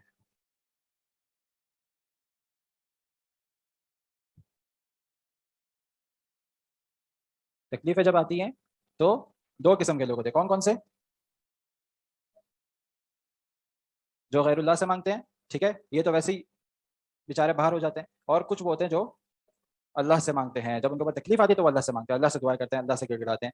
ٹھیک ہے، پھر جب وہ اللہ سے مانگتے ہیں تو پھر ان کے اوپر دو قسم، ان کی تو بات ہی نہیں کرنے کی ضرورت، جو اللہ کے علاوہ کسی اور کے پاس جاتے ہیں. ٹھیک ہے، اللہ رب العالمین بھی ان کی بات کرے جو اللہ سے مانگتے ہیں. ٹھیک ہے، کون سی آیت میں کیا ایگزیکٹ لفظ ہے جس میں یہ ثابت ہوتا ہے کہ اللہ سے مانگنے والے ہیں؟ پچھلی آیت میں دعوا اللہ مخلصین لہ الدین، دعوا اللہ، وہ اللہ سے دعا مانگتے ہیں مخلصین، خالص ہو کر، لہ الدین. ٹھیک ہے، اب جب وہ اللہ سے دعا مانگتے ہیں تو ان کے اوپر یہ تکلیف جو ہے یہ بدل جاتی ہے، اور کہاں آ جاتی ہے؟ خوشی میں. ٹھیک ہے، خوشی میں بدل جاتی ہے. ٹھیک ہے، ان کے اوپر پھر اللہ رب العالمین ایک ایسے حال لے کر آ جاتا ہے کہ وہ خوشحالی میں آ جاتے ہیں. اب اس میں پھر دو کیٹیگری کے لوگ ہوتے ہیں. کون کون سے؟ ایک وہ ہیں جو اللہ کو بھول ہاں جاتے ہیں، ایک وہ ہیں کہ جو اللہ کا اس پر شکر، جو اللہ کی ناشکری کرتے ہیں. صحیح ہے، ناشکری کرنے والے، اور یہاں شکر گزار. ٹھیک ہے، شکر گزار اور ناشکری کرنے والے. ٹھیک ہے، تو یہاں ان کے بارے میں بات ہو رہی ہے ایگزیکٹلی اس آیت میں کہ پہلے جب ان کے اوپر تکلیف آتی ہے تو پھر وہ اللہ کو پکارتے ہیں. صحیح ہے، پھر جب اچھے حالات آتے ہیں تو پھر وہ ناشکری کرتے ہیں. پھر وہ ناشکری کی ہم نے کچھ حالتیں لی کہ آج کل کے لوگ جو اللہ کو ماننے والے ہیں اور جب ان کے اوپر خوشی آتی ہے تو ناشکری وہ کس قسم کے کرتے ہیں. اس میں کیا کیا مثال آئی تھی ہمارے ساتھ؟ ہاں جیسے شادی بیاہ کے موقع ہوتے ہیں، انسان خوش ہوتا ہے اس میں، لیکن کیا کر رہا ہوتا ہے؟ ناشکری کر رہا ہوتا ہے. وہ اسی کیٹیگری میں آتا ہے. ٹھیک ہے، اور کون کون سے ایسے موقع ہوتے ہیں جب انسان خوش ہوتا ہے؟ اس کا تجارت اچھی چل رہی ہوتی ہے. ٹھیک ہے، اس کو اللہ تعالیٰ اولاد سے نوازتا ہے. ٹھیک ہے، اور اسی طریقے سے بہت ساری ایسی خوشی ہوتی ہے جو انسان کو محسوس ہوتی ہے، اس کے پاس مال آ جاتا ہے زیادہ. ٹھیک ہے، تو یہ وہ چیزیں ہیں جب انسان خوش ہوتا ہے. جب انسان خوش ہوتا ہے تو دو کیٹیگری کے لوگ ہوتے ہیں، ایک وہ ہوتے ہیں جو ناشکرے ہوتے ہیں اور ایک وہ ہوتے ہیں جو اللہ کے شکر گزار ہوتے ہیں. تو یہاں جو ناشکرے ہیں ان میں سے ان کی بات بتائی جا رہی ہے کہ یہ لوگ کتنے برے ہوتے ہیں، اور کیا فرمایا ان کے بارے میں اللہ رب العالمین نے؟ ہاں کیا لفظ ہے؟ مکروا بآیات اللہ. ہاں الفاظ کیا عربی میں؟ ہاں اذا لهم مکر فی آیاتنا، اذا لهم مکر فی آیاتنا، کہ وہ اللہ کی جو آیتیں ہیں اس پر مکر شروع کر دیتے ہیں. اب یہاں جو اللہ کی آیتیں ہیں اس پر مکر شروع کرنے سے کیا مراد ہے؟ ناشکری کرنا. ٹھیک ہے، کس طرح ناشکری کرتا ہے بندہ؟ گناہ کر کے. ٹھیک ہے، وہ نعمت کو اپنی طرف منسوخ کر کر ठीक है, जिस तरह कारून ने क्या क्या कहा था, इन्नमा उतीतुहु अला इल्मिन इंदी, मैं अपने इल्म से लेकर आया हूँ। ठीक है, आजकल भी ये बहुत बातें हमें सुनाई देती हैं इस किस्म की। ठीक है, तो इससे बचना चाहिए। ना इंसान वो नेमत का जो इजाफत है वो अपनी तरफ करे, ना अल्लाह के साथ उस वक्त कोई गुनाह करे, और ना अल्लाह की कोई नाफरमानी करे, बल्कि क्या करे, अल्लाह का शुक्रगुजार बंदा बने। जब वो अल्लाह का शुक्रगुजार बंदा बनेगा तब वो इस आयत से बच सकता है, वरना वो इस आयत में शामिल है। ठीक है, फिर आखिरी में जो हम लोग ने पढ़ा, अच्छा यहाँ हमारी फिर बात चली थी खासतौर पर कि जो तकलीफ में कुछ लोग हैं जो अल्लाह को नहीं पुकारते, तो ये तो वैसे यहाँ से बाहर हो जाता है। कुछ हैं जो अल्लाह को पुकारने वाले हैं, और इनमें कौन कौन शामिल है? हाँ, मुशरिकीन मक्का भी इनमें शामिल थे। ठीक है, हमने जो ये बताया था मुशरिकीन मक्का भी इनमें शामिल थे कि जो तकलीफ के वक्त वो अल्लाह को पुकारते थे। अब उसकी क्या दलाल दिए थे हमने? कश्ती वाले। ठीक है, जब वो कश्ती पर सवार होते थे तो क्या कहते हैं? फ़इज़ा रकिबू फ़िल फ़ुल्कि दअवुल्लाह मुख़लिसीन लहुद्दीन फ़लम्मा नज्जाहुम इलल बर्रि इज़ा हुम युशरिकून। जैसे ही उनको खुशकी पे अल्लाह ताला ले आता है तो वो फौरन वापस शिरक शुरू कर देते हैं। और इसी तरह जो आपने आयत बताई थी, वला इन सअलतहुम मन खलक़स समावाति वल अर्द ला यक़ूलुन अल्लाह। जब इन सारी आयतों को अपने सामने रखते हैं तो हमें पता चलता है कि तौहीद की 3 किस्में हैं। जो अल्लाह को मानने वाले हैं, सही है, तो वो 3 किस्में तौहीद की क्या क्या है? तौहीद रुबूबियत, तौहीद रुबूबियत। अच्छा, तौहीद रुबूबियत का क्या मतलब था? हाँ, अल्लाह को खालिक, मालिक और मुदब्बिर मानना। ठीक है, खालिक। और तौहीद में इसका आने का क्या मतलब है? खालिक, मालिक और मुदब्बिर। तौहीद में ये आने का क्या मतलब है? इसका मतलब है इंसान अगर ये मानता है कि खालिक उसको सिर्फ और सिर्फ अल्लाह ने पैदा किया, ठीक है, यानी कि उसकी पैदाइश में किसी और का कोई हाथ, कोई अमल दखल मौजूद नहीं है, तो इसका मतलब ये तौहीद है, ये इस अमल में अल्लाह को वाहिद मान रहा है, अकेला मान रहा है। तौहीद रुबूबियत में अल्लाह को अकेला मानने वाला कि मेरी खलकत में किसी और का कोई अमल दखल नहीं है। इसी तरह मालिक होने में, यानी कि ये मुल्क को चलाने में, मेरी ज़रूरियात को पूरा करने में, ठीक है, मालिक वो होता है जो अपने ममलूक की ज़रूरियात को पूरा करता है। ठीक है, उसका रिस्क, उसका रहना, उसकी और दीगर मामलात, ठीक है, उन सबको संवारता है। तो इस संवारने में भी कोई और शामिल नहीं है, बल्कि मेरे जो काम चलाने वाला है वो सिर्फ और सिर्फ कौन है? अल्लाह रब्बुल आलमीन। तो ये है तौहीद रुबूबियत। तीसरा क्या है? मुदब्बिर, मेरी आगे की तदबीरें करने वाला, मैंने कब मरना है, कहाँ मरना है, ठीक है, आगे मेरे साथ क्या क्या मामलात होंगे। आप कोई एक है ना, ये जो सवाल अगर आते हैं तो वो नोट करते हैं ना, फिर इंशाल्लाह हम उसको दे देंगे। ठीक है, उसको लिख के रख दें अपने पास, सही है, ताकि वो मिस ना हो जाए हमसे। ठीक है, अच्छा, ऑनलाइन वाले जो हैं अगर कोई सवाल करना चाहते हैं तो वो हैंड रेस का एक ऑप्शन है, वो करना आखिरी में, ठीक है, ताकि मैं उनको मौका दूं, वरना सवाल टाइप करेंगे तो कुछ सवाल हमसे मिस भी हो जाते हैं इसमें। ठीक है, तो ये मुदब्बिर होना यानी कि आगे हमारी तदबीरें करने वाला, वो भी सिर्फ और सिर्फ पूरा का पूरा इख्तियार हमारा किसके पास है? अल्लाह रब्बुल आलमीन के पास है। जब ये तीनों चीजें इंसान मानता है तो ये क्या कर रहा है? तौहीद रुबूबियत का इकरार कर रहा है। दूसरी तौहीद कौन सी है? अच्छा, ये जो तौहीद है इसका मुशरिकीन मक्का भी मानते थे, यानी कि वो ये मानते थे कि हमें बनाया किसने? सिर्फ और सिर्फ अल्लाह ने, किसी और का अमल दखल नहीं है। हमें रिज़्क़ देने वाला कौन है? सिर्फ और सिर्फ अल्लाह है, किसी का और का अमल दखल नहीं है। हमारे आगे तदबीरें करने वाला कौन है? अल्लाह, सिर्फ और सिर्फ अल्लाह है, कोई किसी और का अमल दखल नहीं है। दूसरी तौहीद कौन सी किस्म है? तौहीद उलूहियत। क्या मतलब होता है उलूहियत का? उलूहियत, हाँ, इलाह से उलूहियत। इलाह मतलब माबूद। अहसन, इलाह का क्या मतलब है? माबूद मानना है, यानी कि जिसकी इबादत की जाए। यहाँ से फिर अलग होता है कि इबादत किसकी की जाए। खासतौर पर इधर आके ये लोग गड़बड़ करते थे। कौन गड़बड़ करते थे? मुशरिकीन मक्का। वो इबादत सिर्फ अल्लाह के लिए नहीं करते थे। अब इबादत में क्या क्या चीज़ें दाखिल होती हैं? दुआ क्या इबादत है? किसी से दुआ करता है इंसान, वो इबादत है? हाँ, इबादत है। इसी तरह, हाँ, इसी की तरह किसी के लिए कुर्बानी करना इबादत है? हाँ, इबादत है। इसी तरह किसी के लिए जानवर को ज़बह करना, ये इबादत है? ये इबादत है। सही है, क्या फरमाया कुरान करीम में? क्या है? कुल इन्ना सलाती, नमाज पढ़ना, ये दुआ में शामिल है। ठीक है, वनुसुकी मतलब कुर्बानी करना, ठीक है, तो कुर्बानी भी इबादत है और ये खालिस अल्लाह के लिए। अब कोई भी इबादत की किस्म अगर वो किसी और के लिए कर रहा है तो वो इसमें क्या कर रहा है? वो इसमें शिरक कर रहा है, और जो इसमें शिरक कर रहा है इसका मतलब है वो फिर उसका अंजाम फिर बहुत खतरनाक है। ठीक है, तो इसलिए यहाँ ये जो नुक्ता है ना, खास तौर पे इसके ऊपर तवज्जो देनी है कि हम क्या वाकई अपनी इबादत सारे के सारे अल्लाह के लिए कर रहे हैं। अच्छा, ये इबादत में क्या मोहब्बत भी दाखिल है? मोहब्बत भी इबादत में दाखिल है? कैसे दाखिल है? ठीक है, अल्लाह के लिए मोहब्बत करना, लेकिन मोहब्बत तो इंसान दूसरों से भी करता है, इंसानों से भी करता है।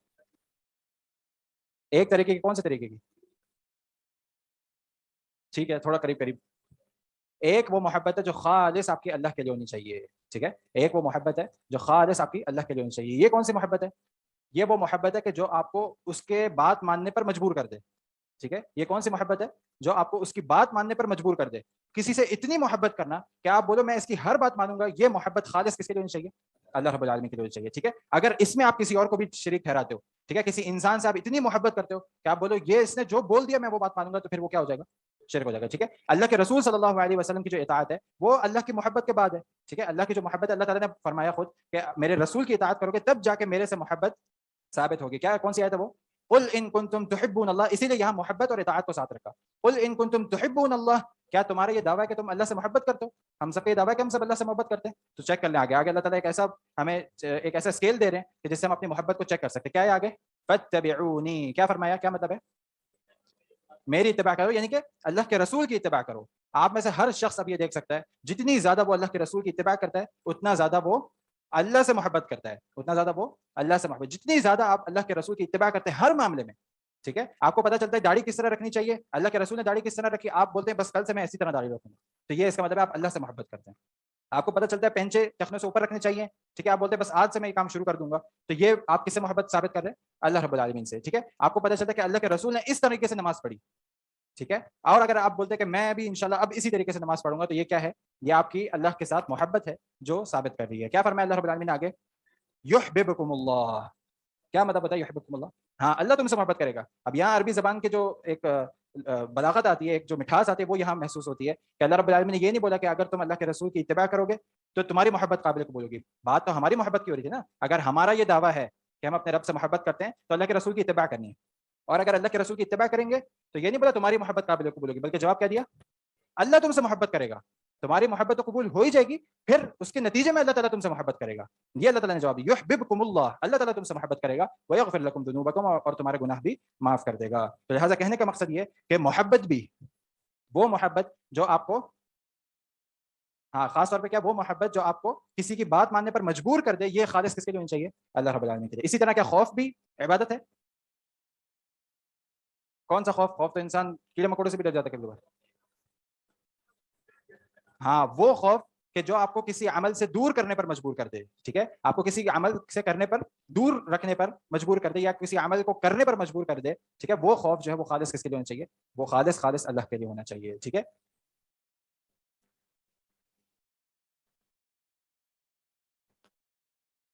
کیا مطلب سمجھ نہیں آیا؟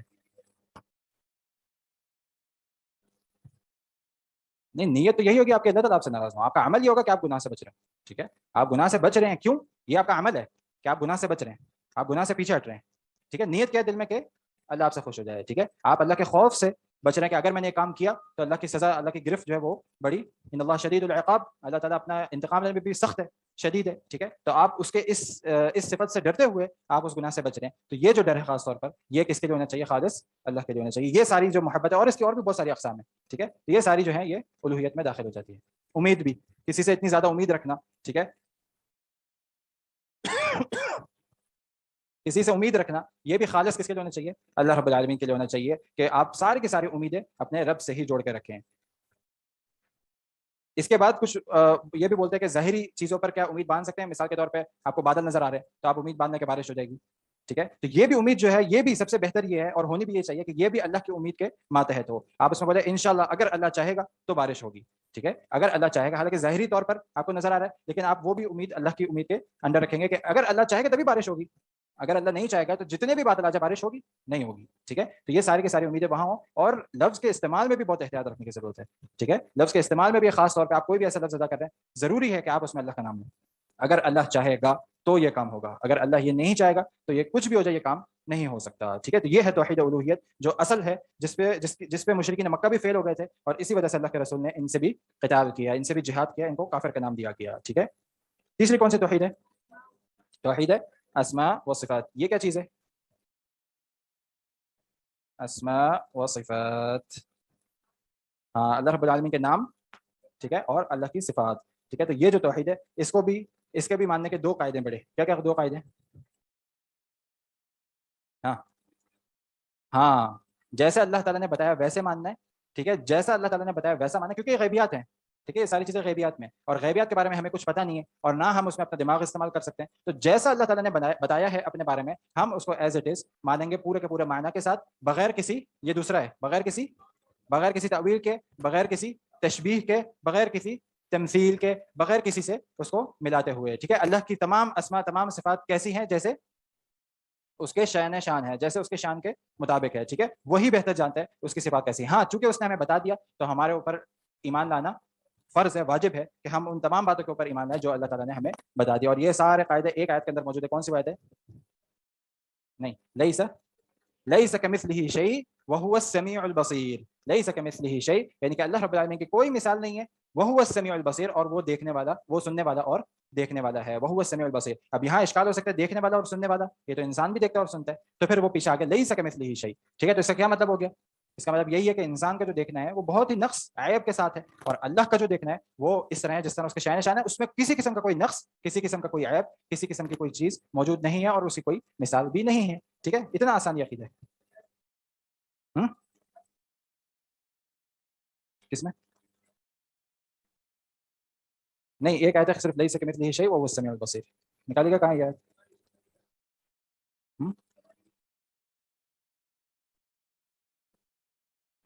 پتہ نہیں کون سی, صحیح بتائیں گے تو میرے. ٹھیک ہے, بہرحال سمجھ میں آ گیا آپ لوگ کو یہ سارا چیزیں. تو یہ 3 قسم کی توحید ہے جو ماننا خالص اللہ کے لیے ماننا ضروری ہے, کہ اللہ کے اسماء اور اللہ کی صفات اس طرح ہیں جس طرح اس کے لائق ہیں. اس نے جتنی ہمیں بتا دی اس کے معنی کے ساتھ ہم پورا کا پورا اس کے اوپر ایمان لے کر آئیں گے. اس میں کسی قسم کی تشبیہ نہیں کریں گے. اس کی تمام صفات اس طرح ہیں جس طرح اس کے لائق ہے. ہم اس کو نہیں جانتے. ہماری جو صفات ہیں, ٹھیک ہے, تو وہ بڑی نقص کے ساتھ ہے, بڑے عیب کے ساتھ ہے. ہمارا دیکھنا بھی نقص کے ساتھ ہے. یہ دیوار کے پیچھے کیا ہو رہا ہے میں نہیں دیکھ سکتا, لیکن اللہ کا دیکھنا کس طرح ہے کہ اللہ رب العالمین کوئی شخص, کوئی چھوٹی سے چھوٹی چیز, چھوٹی سے چھوٹی مخلوق بھی کہیں اندھیرے میں کوئی چیز کر رہی ہے, وہ اللہ اس کو وہاں اپنے عرش سے دیکھ بھی رہے اور اس کو سن بھی رہے. یہ ہے اللہ رب العالمین کا سننا اور دیکھنا. ٹھیک ہے, اسی طرح توحید الوہیت, ہماری تمام کی تمام عبادت, جو بھی عبادت کی کیٹیگری وہ خالص کس کے لیے ہونی چاہیے؟ اللہ رب العالمین کے. اسی طرح توحید ربوبیت, کہ جو ہمارے اختیار ہمارے اوپر تمام کے تمام اختیارات, خلق, ملک اور تدبیر سے لے کر وہ سب کے سب کس کے پاس ہے؟ خالص اللہ کے پاس ہیں. ٹھیک ہے, سمجھ میں آیا توحید؟ یہ تھا ہمارا کل کا درس. اب آج کا کیا درس ہے؟ ہاں ہاں,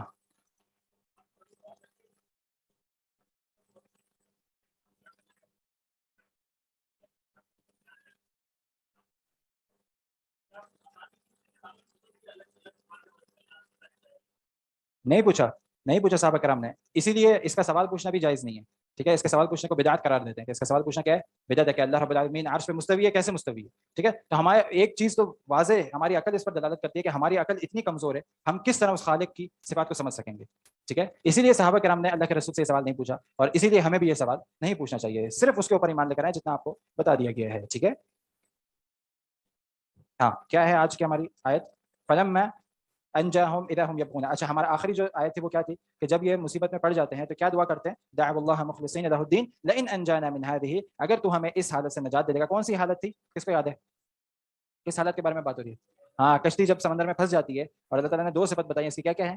ایک تو سخت ہوا کا چلنا, اور دوسرا لہروں میں گھر جانا, لہریں اس کو گھیر لیتی ہیں. تو یہ حالت سے اگر تو ہمیں نکال دے, لنکونن من الشاکرین, تو ہم شکر گزار بندے میں شامل ہو جائیں گے, ہم تیرا شکر ادا کریں گے. فلما انجاہم, کیا مطلب ہے فلما؟ ہاں, بس جب ہم ان کو نجات دیتے ہیں. فلما انجاہم اذا ہم یبغون فی الارض, اذا جب, یعنی اس وقت, ہم وہ سب, یبغون, ہاں, بغاوت سرکشی پہ اتر آتے ہیں, فی الارض زمین پر, بغیر حق, بغیر الحق, بغیر کسی حق کے. یا ایھا الناس, اے لوگو, یا ایھا الناس, انما, بے شک, بغیکم, تمہاری سرکشی, تم جو بھی کام کر رہے ہو, علی انفسکم. اعلیٰ کا کیا مطلب ہوتا ہے؟ اوپر. اعلیٰ کے کون سی کیٹیگری میں؟ اسے میں فعل حرف ہے, حرف ہے. ٹھیک ہے, حرف ہے اعلیٰ, صحیح ہے, ہم پڑھ چکے ہیں اعلیٰ اور فی حروف میں سے. ٹھیک ہے, اعلیٰ انفسکم, تمہارے اپنے اوپر. ہم نے کیا پڑھا تھا مثال؟ اعلیٰ الکتاب اعلیٰ المکتبی, الکتاب اعلیٰ المکتبی, کتاب میز کے اوپر ہے. ٹھیک ہے, تو یہ ہے انما بغیکم, بے شک تمہاری جو سرکشی ہے, اعلیٰ انفسکم, لوٹ کر تمہارے اوپر ہی آنی ہے. متاع الحیات الدنیا, متاع فائدہ ہے. ٹھیک ہے, متاع الحیاء, دنیا کی زندگی, الحیات الدنیا, دنیا کی زندگی, حیا کہتے ہیں زندگی کو. ٹھیک ہے, اور دنیا, دنیا کو. ثم الینا, ثم پھر, الینا, ہماری ہی طرف, مرجعکم, تمہارا لوٹنا ہے, تمہارا لوٹنا ہے, تم سب کا لوٹنا ہے. فننبئکم, پھر ہم بتائیں گے, تمہیں خبر دیں گے. ننبئکم, نبأ, نبأ اصل اس کا فعل ہے, نبأ, اور اسے ہی ہے سورہ نبأ. کیا مطلب ہے سورہ نبأ کا؟ عما یتساءلون عن النبأ العظیم, عن النبأ العظیم, ہاں, کیا تم اس خبر کے بارے میں, اس بات کے بارے میں جھگڑو جو کہ بہت عظیم ہے, عن النبأ العظیم. ٹھیک ہے, تو وہ نبأ عظیم سے مراد کیا ہے؟ قیامت کا دن, قیامت کا دن. ٹھیک ہے, ثم الینا مرجعکم فننبئکم بما کنتم تعملون, ہم بتائیں گے بما کنتم تعملون, ہاں, جو کچھ تم لوگ کرتے ہو, تعملون, تم جو بھی عمل کرتے ہو, ہمیں تمہیں اس کے بارے میں بتائیں گے. وہی پچھلی آیت میں اللہ رب العالمین نے ان کی مثال بتائی کہ جب وہ کسی تکلیف میں پڑ جاتے ہیں اور اللہ کو پکارتے ہیں خالص ہو کے، ٹھیک ہے، تو پھر جب ہم ان کو نجات دے دیتے ہیں تو وہ کیا کر جاتے ہیں؟ ناشکری کرتے ہیں، پھر وہ ناشکری کرتے ہیں اللہ رب العالمین کی. یہاں ان کے بارے میں بتایا جا رہا ہے جب وہ ناشکری کرتے ہیں فلما انجاہم اذا ہم یبغون. کیا یہ جو چیز ہے یہ کہاں دلالت کر رہی ہے آیت میں؟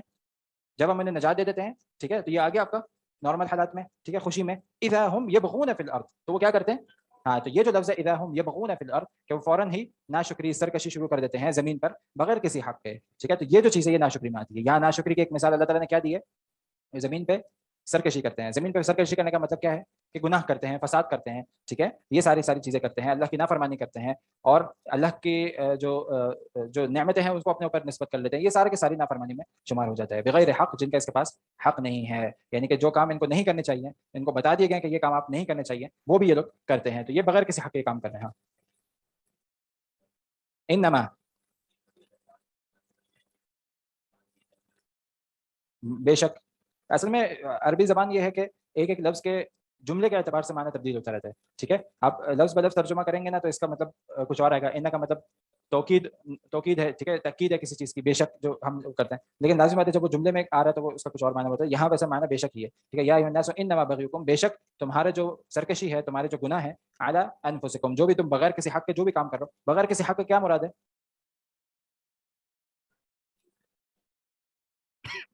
ہاں، یعنی کہ جو اپنے جو آپ کو کام دیا گیا ہے اس سے ہٹ کے آپ کوئی بھی کام کر رہے ہو تو وہ بغیر کسی حق کے ہے، ٹھیک ہے. آپ کو ایک کام دیا گیا کہ آپ نے اس طریقے سے چلنا ہے، ٹھیک ہے، تو یہ آپ کا حق ہے.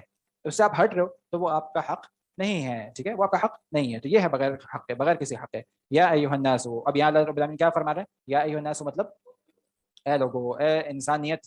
الناس مطلب اے تمام انسانیت، سارے کے سارے لوگ جتنے آئے ہو، جو بھی الناس میں داخل ہو، ٹھیک ہے، انسانوں میں جو بھی داخل ہے اس سے اللہ رب العالمین مخاطب ہے. یعنی کہ خالق کائنات وہ اپنے عرش پر مستوی ہو کر اپنے بندوں سے مخاطب ہے، اپنے بندوں کو پکار رہا ہے. اے لوگو، تم سب، تم میں سے ایک ایک جو بندہ ہے نا وہ اس میں شامل ہے. یا ایھا الناس انما بغیکم، بے شک تمہارا جو سرکشی ہے، تمہارے جو گناہ ہیں، اعلی انفسکم، وہ تمہارے ہی اوپر لوٹ کر آنے ہیں، ٹھیک ہے. یہ جو تم ناشکری کر رہے ہو اس کا وبال لوٹ کر کس کی طرف آنا ہے؟ تمہارے ہی اوپر آنا ہے، ٹھیک ہے. تمہیں ہی نقصان ہوگا، تم جانوں پر، یعنی تمہارے اپنے نفسوں پر، تمہاری اپنی جانوں پر، تمہارا جو وبال ہے وہ تمہاری ہی جانوں پر آنا ہے، ٹھیک ہے. یعنی کہ جو تم ابھی کام کر رہے ہو اس کا بوجھ تم ہی نے اٹھانا ہے، اس کے جو اثرات ہوں گے وہ تمہارے ہی اوپر لوٹ کر آئیں گے. یعنی کہ اس سے انسان یہ نہ سمجھے کہ جو لوگ خاص طور پہ سرکشی کرتے ہیں اللہ کے گناہوں کو مد نظر رکھتے ہوئے کیونکہ یہ گناہ ہے تو میں یہ کروں، تو اس سے اللہ کو کوئی نقصان نہیں ہو رہا. اللہ کو ذرہ برابر بھی نقصان نہیں ہوتا. وہ حدیث میں آتا ہے نا کہ اگر سارے کے سارے انسان کافر ہو جائیں، ٹھیک ہے، تو اس سے اللہ کی بادشاہت میں ایک ذرہ برابر بھی کمی نہیں ہوگی. ہوگی اللہ کی کمی؟ اللہ کی بادشاہت میں کوئی کمی ہوگی اگر سارے اللہ کی نافرمانی کرنے شروع کر دیں؟ ہوگی نہیں ہوگی. اس سے اللہ کو کوئی نقصان نہیں. اللہ تعالیٰ سب کو اٹھا کے جہنم میں ڈال دے. قرآن میں ایک آیت آتی ہے تم لوگ ایسے ہی رہے تو اللہ قادر ہے کہ تم سب کو اٹھا کے جہنم میں ڈال دے. اللہ کے لیے کوئی مشکل نہیں ہے. نقصان کس کا ہوگا؟ ہمارا اپنا ہی نقصان ہوگا، ٹھیک ہے. تو یہ چیز سمجھنی چاہیے کہ یہ جو میں کام کر رہا ہوں، یہ جو میں غلطیاں کر رہا ہوں، کل کو مجھے اس کا جواب دینا ہے، کل یہ لوٹ کر میرے ہی اوپر آنا ہے. سوچے انسان، تخیل کرے کہ جب قیامت کے دن ہوگا، اتنا ہولناک دن ہوگا اور ایک ایک گناہ کے بارے میں پوچھا جا رہا ہوگا انسان سے کہ تم نے یہ گناہ کیوں کیا، تم نے یہ گناہ کیوں کیا، تم نے یہ گناہ کیوں کیا. اللہ کے رسول صلی اللہ علیہ وسلم کون سی دعا پڑھا کرتے تھے؟ اللہم حاسبنا حسابا یسیرا، کہ اللہ رب العالمین ہمارا حساب جو ہے وہ آسان فرمانا. تو حضرت عائشہ نے کیا پوچھا تھا؟ ہاں، آسان حساب سے کیا ہوتا ہے یہ آسان حساب؟ تو اللہ کے رسول نے کیا فرمایا تھا؟ ہاں نہیں، اللہ تعالیٰ کچھ ایسے بندے ہوں گے جن سے پوچھے گا، جن کو صرف ان کے گناہوں کا بارے میں بتائے گا کہ اے تم نے یہ گناہ کیا تھا. بندہ بولے گا جی اللہ رب العالمین میں نے گناہ کیا تھا. پھر دوسرا گناہ لایا جائے گا، یہ کیا تھا؟ وہ بولے گا جی میں نے کیا تھا. یہ کیا تھا؟ جی کیا تھا. یہ کیا تھا؟ جی کیا تھا. جہاں اللہ تعالیٰ نے پوچھ لیا یہ گناہ کیوں کیا تھا، وہ مشکل حساب ہے. اس کا جواب ہے کسی کے پاس؟ مطلب اللہ تعالیٰ بولیں گے کسی کو کہ میں نے تمہیں آنکھیں دی تھی، میں نے تمہیں ہاتھ دیا، میں نے تمہیں دماغ دیا. کتنے سارے لوگوں کو نہیں دیا یہ ساری چیزیں؟ تمہیں دیا. تمہیں میں نے عزت والے گھرانے میں پیدا کیا. کتنے سارے ہیں جو بیچارے غریب گھرانے میں ہوتے ہیں، ان کے والدین وہی کر رہے ہوتے ہیں جو وہ دیکھتے ہوئے آ رہے ہوتے ہیں، ٹھیک ہے. مثلا انسان تصور کرے کسی کے والد اگر ایسے سگنل پہ جو کھڑے ہو کے بھیک مانگ رہے ہوتے ہیں، کسی کا والد اگر ایسے ہو اس نے تو یہی چیزیں دیکھی ہے نا. اگر ہم میں سے کوئی ایسے ہو جاتا تو کیا ہوتا؟ تو اس پہ اللہ کا شکر ادا کرنا چاہیے. یہ ساری نعمت اللہ تعالیٰ گنوائے گا. میں تمہیں ایک عزت دار گھرانے میں پیدا کیا، میں نے تمہیں ساری کی ساری چیزیں دی، میں نے تمہیں علم دیا، میں نے تمہیں سمجھ دی، اور پھر بھی تم نے میرے گناہ کیا. میں نے تمہارے لیے سورج اور چاند کو مسخر کر دیا. کتنی بڑی مخلوقات ہے سورج اور چاند، لیکن کس حساب سے چل رہے ہیں؟ اس حساب سے جتنا انسان برداشت کر سکتا ہے. 6 گھنٹے نارمل انسان، 6 گھنٹے 8 گھنٹے نارمل انسان مزدوری کر سکتا ہے، محنت کر سکتا ہے. اتنی دیر سورج کو رکھا ہے، حالانکہ کتنی بڑی مخلوق ہے. وہ اپنے حساب سے چلے تو اس کو تو پتہ نہیں کتنا ٹائم لگ جائے، لیکن کس حساب سے رکھا ہے؟ इतनी बड़ी कायनात को किस हिसाब से बनाया? सिर्फ एक इंसान को नजर रखते हुए कि ये इतनी देर मेहनत मजदूरी कर सकता है। कुरान में है कितनी जगह पे कि मैंने दिन का वक्त तुम्हारी मईशत के लिए रखा है। इंसान जितनी देर मईशत बिजनेस तिजारत कर सकता है उतनी देर सुबह रखी हुई है। उसके बाद सूरज को बोला आप गुरूब हो जाओ। इंसान के लिए सारी की सारी दुनिया में कायनात में जितनी चीजें घूम रही है सब इंसान के लिए। और उसके बाद ए इंसान तूने ये गुनाह किया, क्या जरूरत थी तुझे गुनाह करने की? क्या तुझे मैंने रिस्क हलाल नहीं दिया? क्या जरूरत थी तुझे रिस्क हराम कमाने की? क्या मैंने तुझे शादी जैसी नेमत नहीं दी? क्या जरूरत थी तुझे गलत चीजों पे जाने की? क्या मैंने तुझे अच्छे अल्फाज नहीं दिए बोलने के लिए? क्या जरूरत थी तुझे अपनी जबान पे गालियां लाने की? ये सब पूछा जाएगा, क्या जवाब होगा इसका? है कोई जवाब? कोई जवाब नहीं होगा इंसान। ये है मुश्किल हिसाब कि ये गुनाह क्यों किया तूने? इतना सब अल्लाह ताला फरमाएगा, इतना सब मैंने तेरे लिए किया, तूने ये गुनाह क्यों किया? कोई होगा जवाब? ये है बगैर हक, बगैर किसी हक। हमारे पास इसका हक नहीं है कि हम अल्लाह की नाफरमानी करें।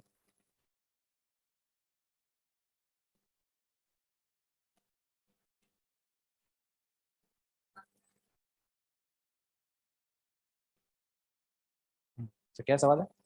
या बल्कि हम बाद में आते हैं, तो 5 मिनट रह गए इंशाल्लाह, 5 मिनट बाद आते हैं, ठीक है? तो ये है बगैर हक, यानी कि ये अल्लाह ताला जब सारी चीज़ें इंसान के लिए कर रहे हैं तो इंसान को चाहिए कि फिर ऐसा कोई गुनाह ना करे कि जो जानबूझ के हो और जिसका कोई फायदा ना हो, ठीक है? कुछ गुनाह तो होते हैं वो इंसान के अख्तियार में नहीं होते, वो हो ही जाते हैं, ठीक है? तो उस पर भी पनाह मांगनी चाहिए, उस पर भी अज़कार करने चाहिए, उस पर भी इंसान उनसे भी बचने की कोशिश करे। लेकिन कुछ गुनाह तो खासतौर पर ऐसा होता है, गाने सुनना, इसकी कोई ज़रूरत है इंसान को? कोई ज़रूरत नहीं है, लेकिन फिर भी इंसान सुनते हैं। ऐसे गुनाहों से खासतौर पर गालियाँ देना, इसकी कोई ज़रूरत है नहीं, ठीक है? जरूरत से मुराद ये नहीं है कि बाकी गुनाह उनकी जरूरत नहीं है, जरूरत किसी भी गुनाह की नहीं है, लेकिन कुछ गुनाह ऐसे होते हैं जो इंसान से हो ही जाते हैं, ठीक है? और लेकिन बहुत सारे ऐसे गुनाह जिस पे हम इख्तियार रख सकते हैं, हम उस पर काबू कर सकते हैं, लेकिन फिर भी हम नहीं करते। उससे बचें, उससे बचें, क्योंकि ये सवाल अगर हो गया ना तो फिर बचना बहुत मुश्किल है। मता अल हयात दुनिया, अल्लाह रब्बुल आलमीन यहाँ एक तरह से धमकी दे रहे हैं इंसानों को। अल्लाह रब्बुल आलमीन बादशाह है, शहनशाह है, उसकी नज़र में इंसान की क्या हैसियत है? कोई हैसियत है? यहाँ एक तरह से धमकी दे रहा है कि मता अल हयात दुनिया, चंद दुनिया के चंद ये वक्त है जो तुम गुजार रहे हो, तुम इसको समझते हो ये बहुत लंबा है, लेकिन ये थोड़ा सा वक्त है। इंसान को जब क़यामत के दिन उठाया जाएगा, उससे पूछा जाएगा ना तुम कितने दिन रहे जमीन पे, तो क्या बोलेगा? यौमन औ बअद यौम, दिन या दिन का कुछ हिस्सा। ये ऐसी हो जाएगी पूरी अभी जो जिंदगी है, हमारा जो एक एक घंटा गुजर रहा है ना, एक एक लम्हा, एक एक मिनट गुजर रहा है, ये आखिर में ऐसा हो जाएगा जब इंसान बोलेगा कि कुछ दिन मैं रहूँ जमीन में, कुछ दिन कुछ वक्त रहूँ, तो सारा इतना हो जाएगा। तो ये अल्लाह ताला फरमाए मता अल हयात दुनिया, दुनिया का चंद टाइम है जिसमें तुम, इसमें अगर इसको तुम खेलते कूदते हुए गुजार लो तो गुजार लो, चंद टाइम है। तुम इलैना मरजिउकुम, फिर लौट के तुमने मेरे पास ही आना है। ये याद रखें इंसान, लौट के फिर अल्लाह के पास ही जाना है। अल्लाह को एक एक लम्हे का हिसाब देना पड़ेगा। पहले जो 5 सवाल होंगे उसमें से क्या होगा?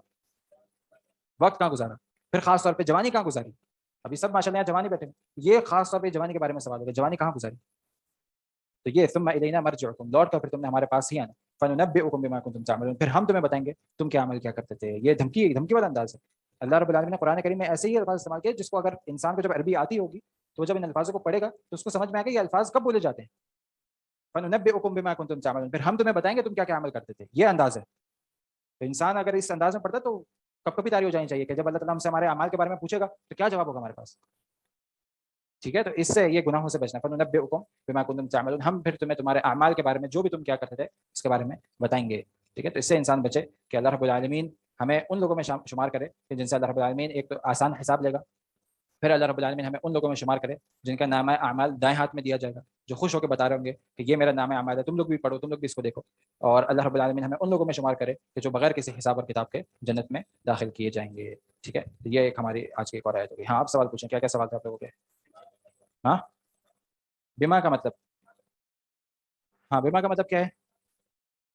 बा बेसिकली बा का क्या मतलब होता है? बा के भी बहुत सारे मतलब होते हैं, इसमें से के साथ के भी मायने में होते हैं, इसके साथ, ठीक है? और बिमा, मा कौन सा? ये मौसूल है, आप लोगों ने नहीं पढ़ा हुआ, जिसका मतलब होता है अल्लज़ी, यानी कि उर्दू में अगर तर्जुमा करेंगे तो उसके जो, वो अमल वो बताएगा। फनुनब्बिउकुम, मैं तुम्हें वो बताऊंगा जो तुम अमाल किया करते थे, ठीक है? नहीं है, तमाम नहीं है, ये अस्माए मौसूला कहलाते हैं, ठीक है? तौहीद अस्मा व सिफ़ात के बारे में एक बात फिर से बताते हैं। तौहीद अस्मा व सिफ़ात का मतलब है अल्लाह रब्बुल आलमीन के अस्माए हुस्ना, ठीक है? अल्लाह के प्यारे प्यारे नाम जो हैं, और अल्लाह की सिफ़ात जो अल्लाह रब्बुल आलमीन ने हमें बताई हैं। और इनके 2 बेसिकली क़ायदे हैं। एक ये कि जितना आपको बता दिया गया उसके ऊपर मुकम्मल तरीके से ईमान लाना, और इसमें नफ़ी क्या आ जाती है कि बगैर किसी ऐब के, बगैर किसी नक़्स के, ये तमाम की तमाम जो सिफ़ात है इसमें किसी किस्म का कोई नक़्स और ऐब नहीं है, और इसमें कोई मिसाल भी नहीं है, यानी कि इसमें मखलूकीन की कोई मिसाल नहीं है। और अल्लाह ताला फरमाए लैसा कमिस्लिही शै'उन व हुवस समीउल बसीर, अल्लाह ताला देखता भी है और सुनता भी है। तो ये जो देखना और सुनना है ये इंसानों में भी होता है, बहुत सारी ऐसी सिफात है। लेकिन फिर वही चीज़ आ गई, जब कोई मिसाल नहीं है, इसका मतलब है खालिक कायनात जब देखता और सुनता है تو اس کا دیکھنا اور سننا اس کی شان کے مطابق ہے، بغیر کسی نقص کے، بغیر کسی عیب کے. اور ہمارا دیکھنا اور سننا ہے اس میں 10,000 قسم کے نقص ہیں، 10,000 قسم کے عیب ہیں. ٹھیک ہے. سرکش کون ہے؟ ہاں سرکش کون ہوتا ہے؟ وہی جو اپنے سیدھے بتائے ہوئے راستے سے ہٹ جائے وہ سرکش ہے. ٹھیک ہے. جو انسان کو بولا جائے کہ آپ نماز پڑھیں اور وہ نماز نہیں پڑھتا تو وہ کون ہے؟ سرکش ہے. اس کو بولا جائے کہ اللہ کے رسول نے اس طرح نماز پڑھی اور وہ بولتا نہیں میں اس طرح نہیں پڑھوں گا تو وہ کون ہے؟ سرکش ہے. آپ کو بولا جائے کہ اللہ سے اتنا ڈرو کہ آپ اس کی ڈر کے مارے آپ اس کی عبادت کرو، یا اللہ سے محبت اتنی کرو، اتنی شدید محبت ہو. ٹھیک ہے. وہ آیت میں آتا ہے نا، کون سی وہ آیت ہے؟ والذین آمنوا اشد حبا للہ. جو ایمان والے ہوتے ہیں ان کی صفات کیا ہے کہ ان کی محبت اتنی شدید ہوتی ہے اللہ اور اس کے رسول کے ساتھ، وہ تمام چیزیں قربان کرنے کے لیے تیار ہو جاتا ہے. یہ محبت جب ہوگی آپ کے اندر تب جا کے آپ کا ایمان پورا ہے. ٹھیک ہے. کیا سوال کیا تھا؟ سرکش. آخری سوال سرکش کا تھا. تو میرے خیال سے یہ سوال سرکش کا تھا.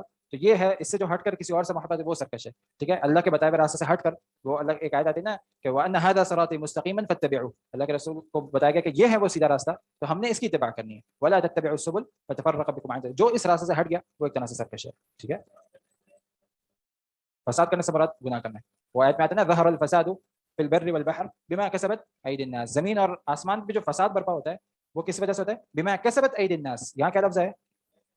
ہاں جو کسبت بما کسبت ایدی الناس یعنی کہ جو لوگوں کے ہاتھوں کے اعمال ہوتے ہیں. کسبت کسب کرنا، کسب کمائی کو بھی کہتے ہیں جو انسان کماتا ہے اپنے ہاتھ سے عمل کر کے جو کماتا ہے یہ انسان کی کمائی ہے کہ جس کی وجہ سے زمین اور آسمان میں فساد برپا ہوتا ہے. یعنی کہ یہ اس کے گناہ ہے جس کی وجہ سے آسمان اور زمین پہ فساد برپا ہوتا ہے. ٹھیک ہے.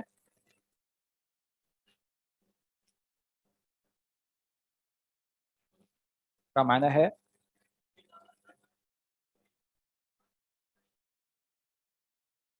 نہیں، یہ اس سے ریلیٹڈ ساری چیزیں مالک ہونے میں، رازق اور یہ ساری چیزیں جو یہ مالک ہونے میں آ جاتی ہیں. ٹھیک ہے.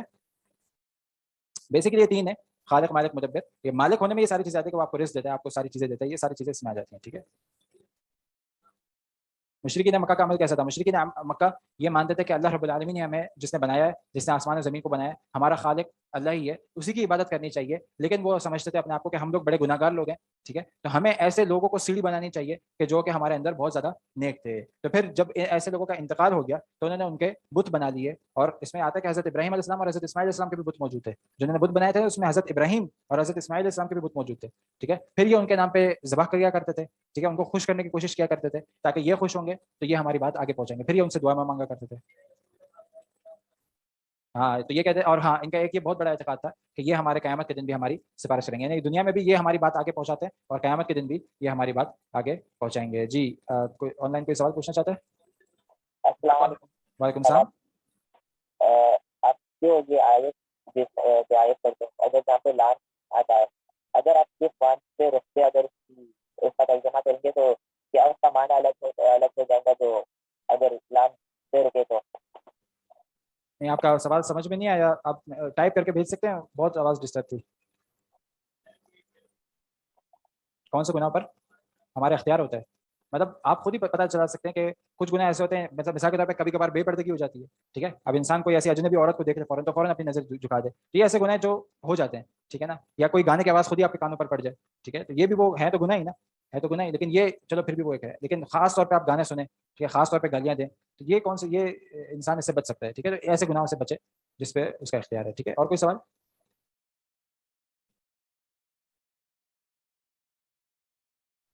اور کوئی سوال نہیں ہے؟ آسمان سے فساد سے کیا مراد ہے؟ آسمان کی طرف سے جو عذاب آتے ہیں بیسیکلی وہ مراد ہے. جو عذاب آسمان کی طرف سے آتے ہیں پرانی قوموں پہ کیسے کیسے عذاب ہے؟ پتھروں کی بارش ہونا، پتھروں سے بارش ہونا. ٹھیک ہے. اور خود بارش کا ہونا ہے. جیسے نوح علیہ السلام کے اوپر کیا عذاب آیا تھا؟ اتنی تیز بارش ہوئی تھی تو پانی سے سارے ڈوب گئے تھے. تو یہ جو آسمانی عذاب ہوتا ہے اس کی وجہ بھی انسان کے اپنے اعمال ہوتے ہیں، اور زمین کا جو عذاب ہوتا ہے اس کی وجہ بھی انسان کے اپنے اعمال ہوتے ہیں. ٹھیک ہے.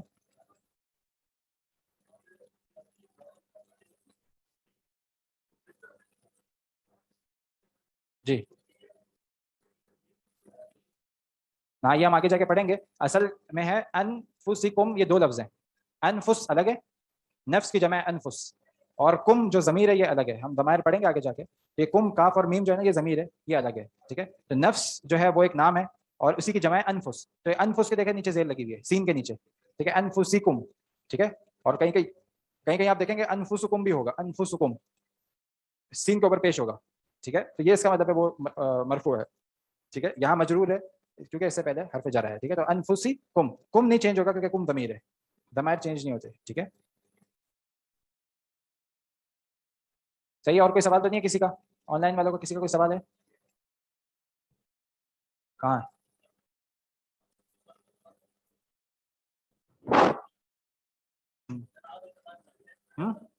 اطاعت، اطاعت اور اتباع. اطاعت بیسیکلی دلیل کے اوپر ہوتی ہے، اور اتباع جو ہوتی ہے وہ بھی دلیل کے اوپر ہوتی ہے. دونوں ہی دلیل کی بنیاد پر ہوتے ہیں. ٹھیک ہے، اطاعت اور اتباع دونوں ہی دلیل کی بنیاد پر ہوتا ہے.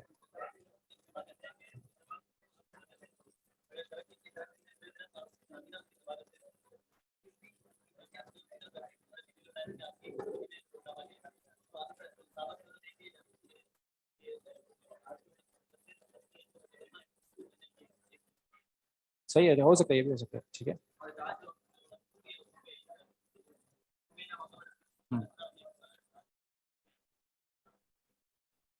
ایک ہی ہے.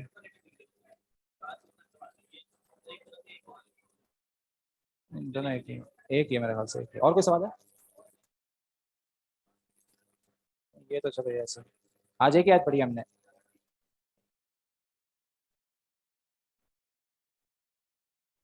کیا کبیرہ گناہ 70 ہیں؟ کبیرہ گناہ کی کوئی تعداد میرے خیال سے کوئی موجود نہیں ہے. الگ الگ حدیث میں آتی ہیں کہ اکبر الکبائر کے نام سے جو حدیث ہیں کہ وہ اس میں 7 گناہ آتے ہیں. تو کوئی لیکن وہ بھی علماء کرام بولتے ہیں، اور وہ الگ الگ حدیثیں آئی ہیں، اس میں الگ الگ تذکرہ ہے. کچھ میں 7 ہیں، کچھ میں اور بھی دوسرے ہیں. تو ہو سکتے ہیں، کوئی تعداد خاص تعداد کا مجھے پتہ نہیں ہے.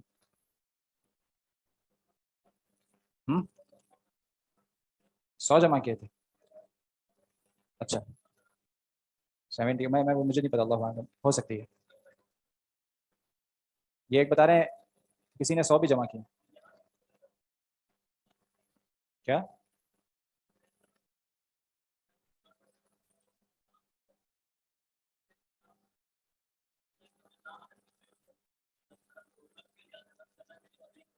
لام کا مطلب؟ لام جو اوپر لکھا بات ہے، لام الف جیسے آئے بھائی انفسکم پہ. لام الف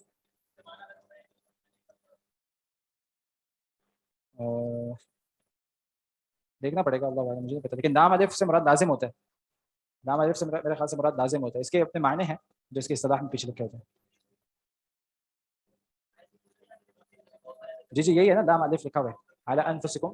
ہاں علی انفسکم پہ لام ہے. جی جی اس کے قرآن کے اینڈ پہ اس کے مطلب پورے لکھے ہوئے ہوتے ہیں، اور کوشش کرنی چاہیے اسی پہ رکیں. اس میں سے ایک جو ہے نا وہ ہے لازم، مطلب ضروری اس کے اوپر وقف کرنا ہے. وہ اگر نہیں کرتے تو اس سے معنی چینج ہونے کا خدشہ ہوتا ہے. ورنہ باقی میرے خیال سے آپ اس پہ کر بھی سکتے ہیں اور نہیں بھی کر سکتے ہیں. ٹھیک ہے،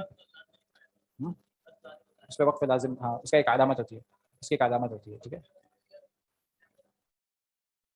وسیلہ لگانے سے کیا مراد ہے؟ یہ تو بڑا سوال ہے، اس کے لیے تو ٹائم چاہیے.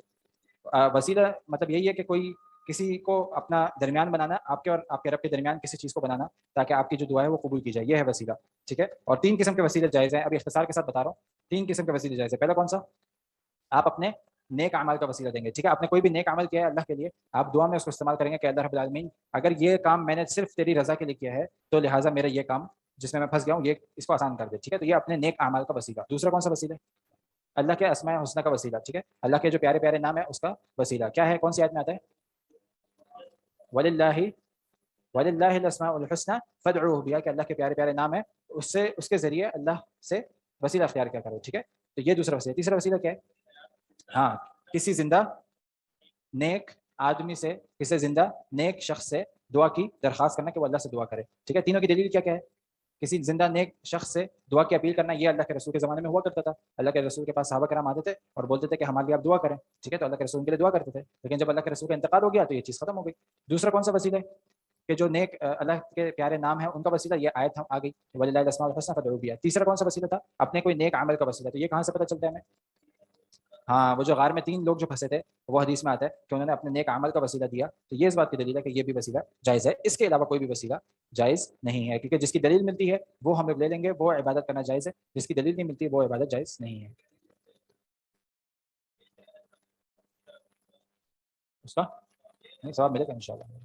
اللہ کی رحمت سے، اللہ کی رحمت وسیع ہے.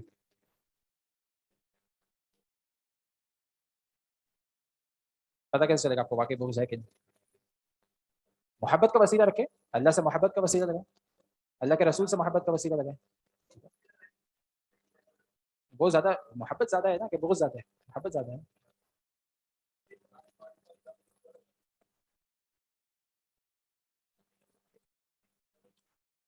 میں نے بتایا نا کہ جو شرک عمل کرتا ہے وہ مشرک ہے، ٹھیک ہے، لیکن آپ اس کو نہیں بولیں کیونکہ آپ اس کو بولنے کا کوئی فائدہ نہیں ہے، ٹھیک ہے، ہمارا کام یہ ہے کہ اس کو جنت کی طرف بلانا ہے، نہ کہ ہمارا کام ہے فتوی بازی کرنا، ٹھیک ہے، تو ہم لوگ آپ اس کو مشرک نہ بولیں، یہی بولیں ہمیشہ جو علماء کرام بولتے ہیں. علماء کرام کیا بولتے ہیں کہ یہ شرک عمل ہے، ٹھیک ہے، وہ عمل جو ہے وہ شرک عمل ہے، ٹھیک ہے، تو یہ شرک عمل ہے، یہی بولیں، اس کو بھی یہ بولیں کہ یہ جو آپ کام کر رہے ہیں یہ شرک عمل ہے، پھر اس پہ اس کو دلائل دیں، قرآن کی آیتیں بتائیں، تو وہ مانتا ہے انشاءاللہ تو ٹھیک ہے، نہیں مانتا تو انک لا تہدی من احببت، تو آپ اس کو ہدایت نہیں دے سکتے جس سے آپ محبت کرتے ہیں، ولکن اللہ یہدی من یشاء، اللہ تعالیٰ اس کو ہدایت دیتا ہے جس کو اللہ تعالیٰ چاہتا ہے، ٹھیک ہے.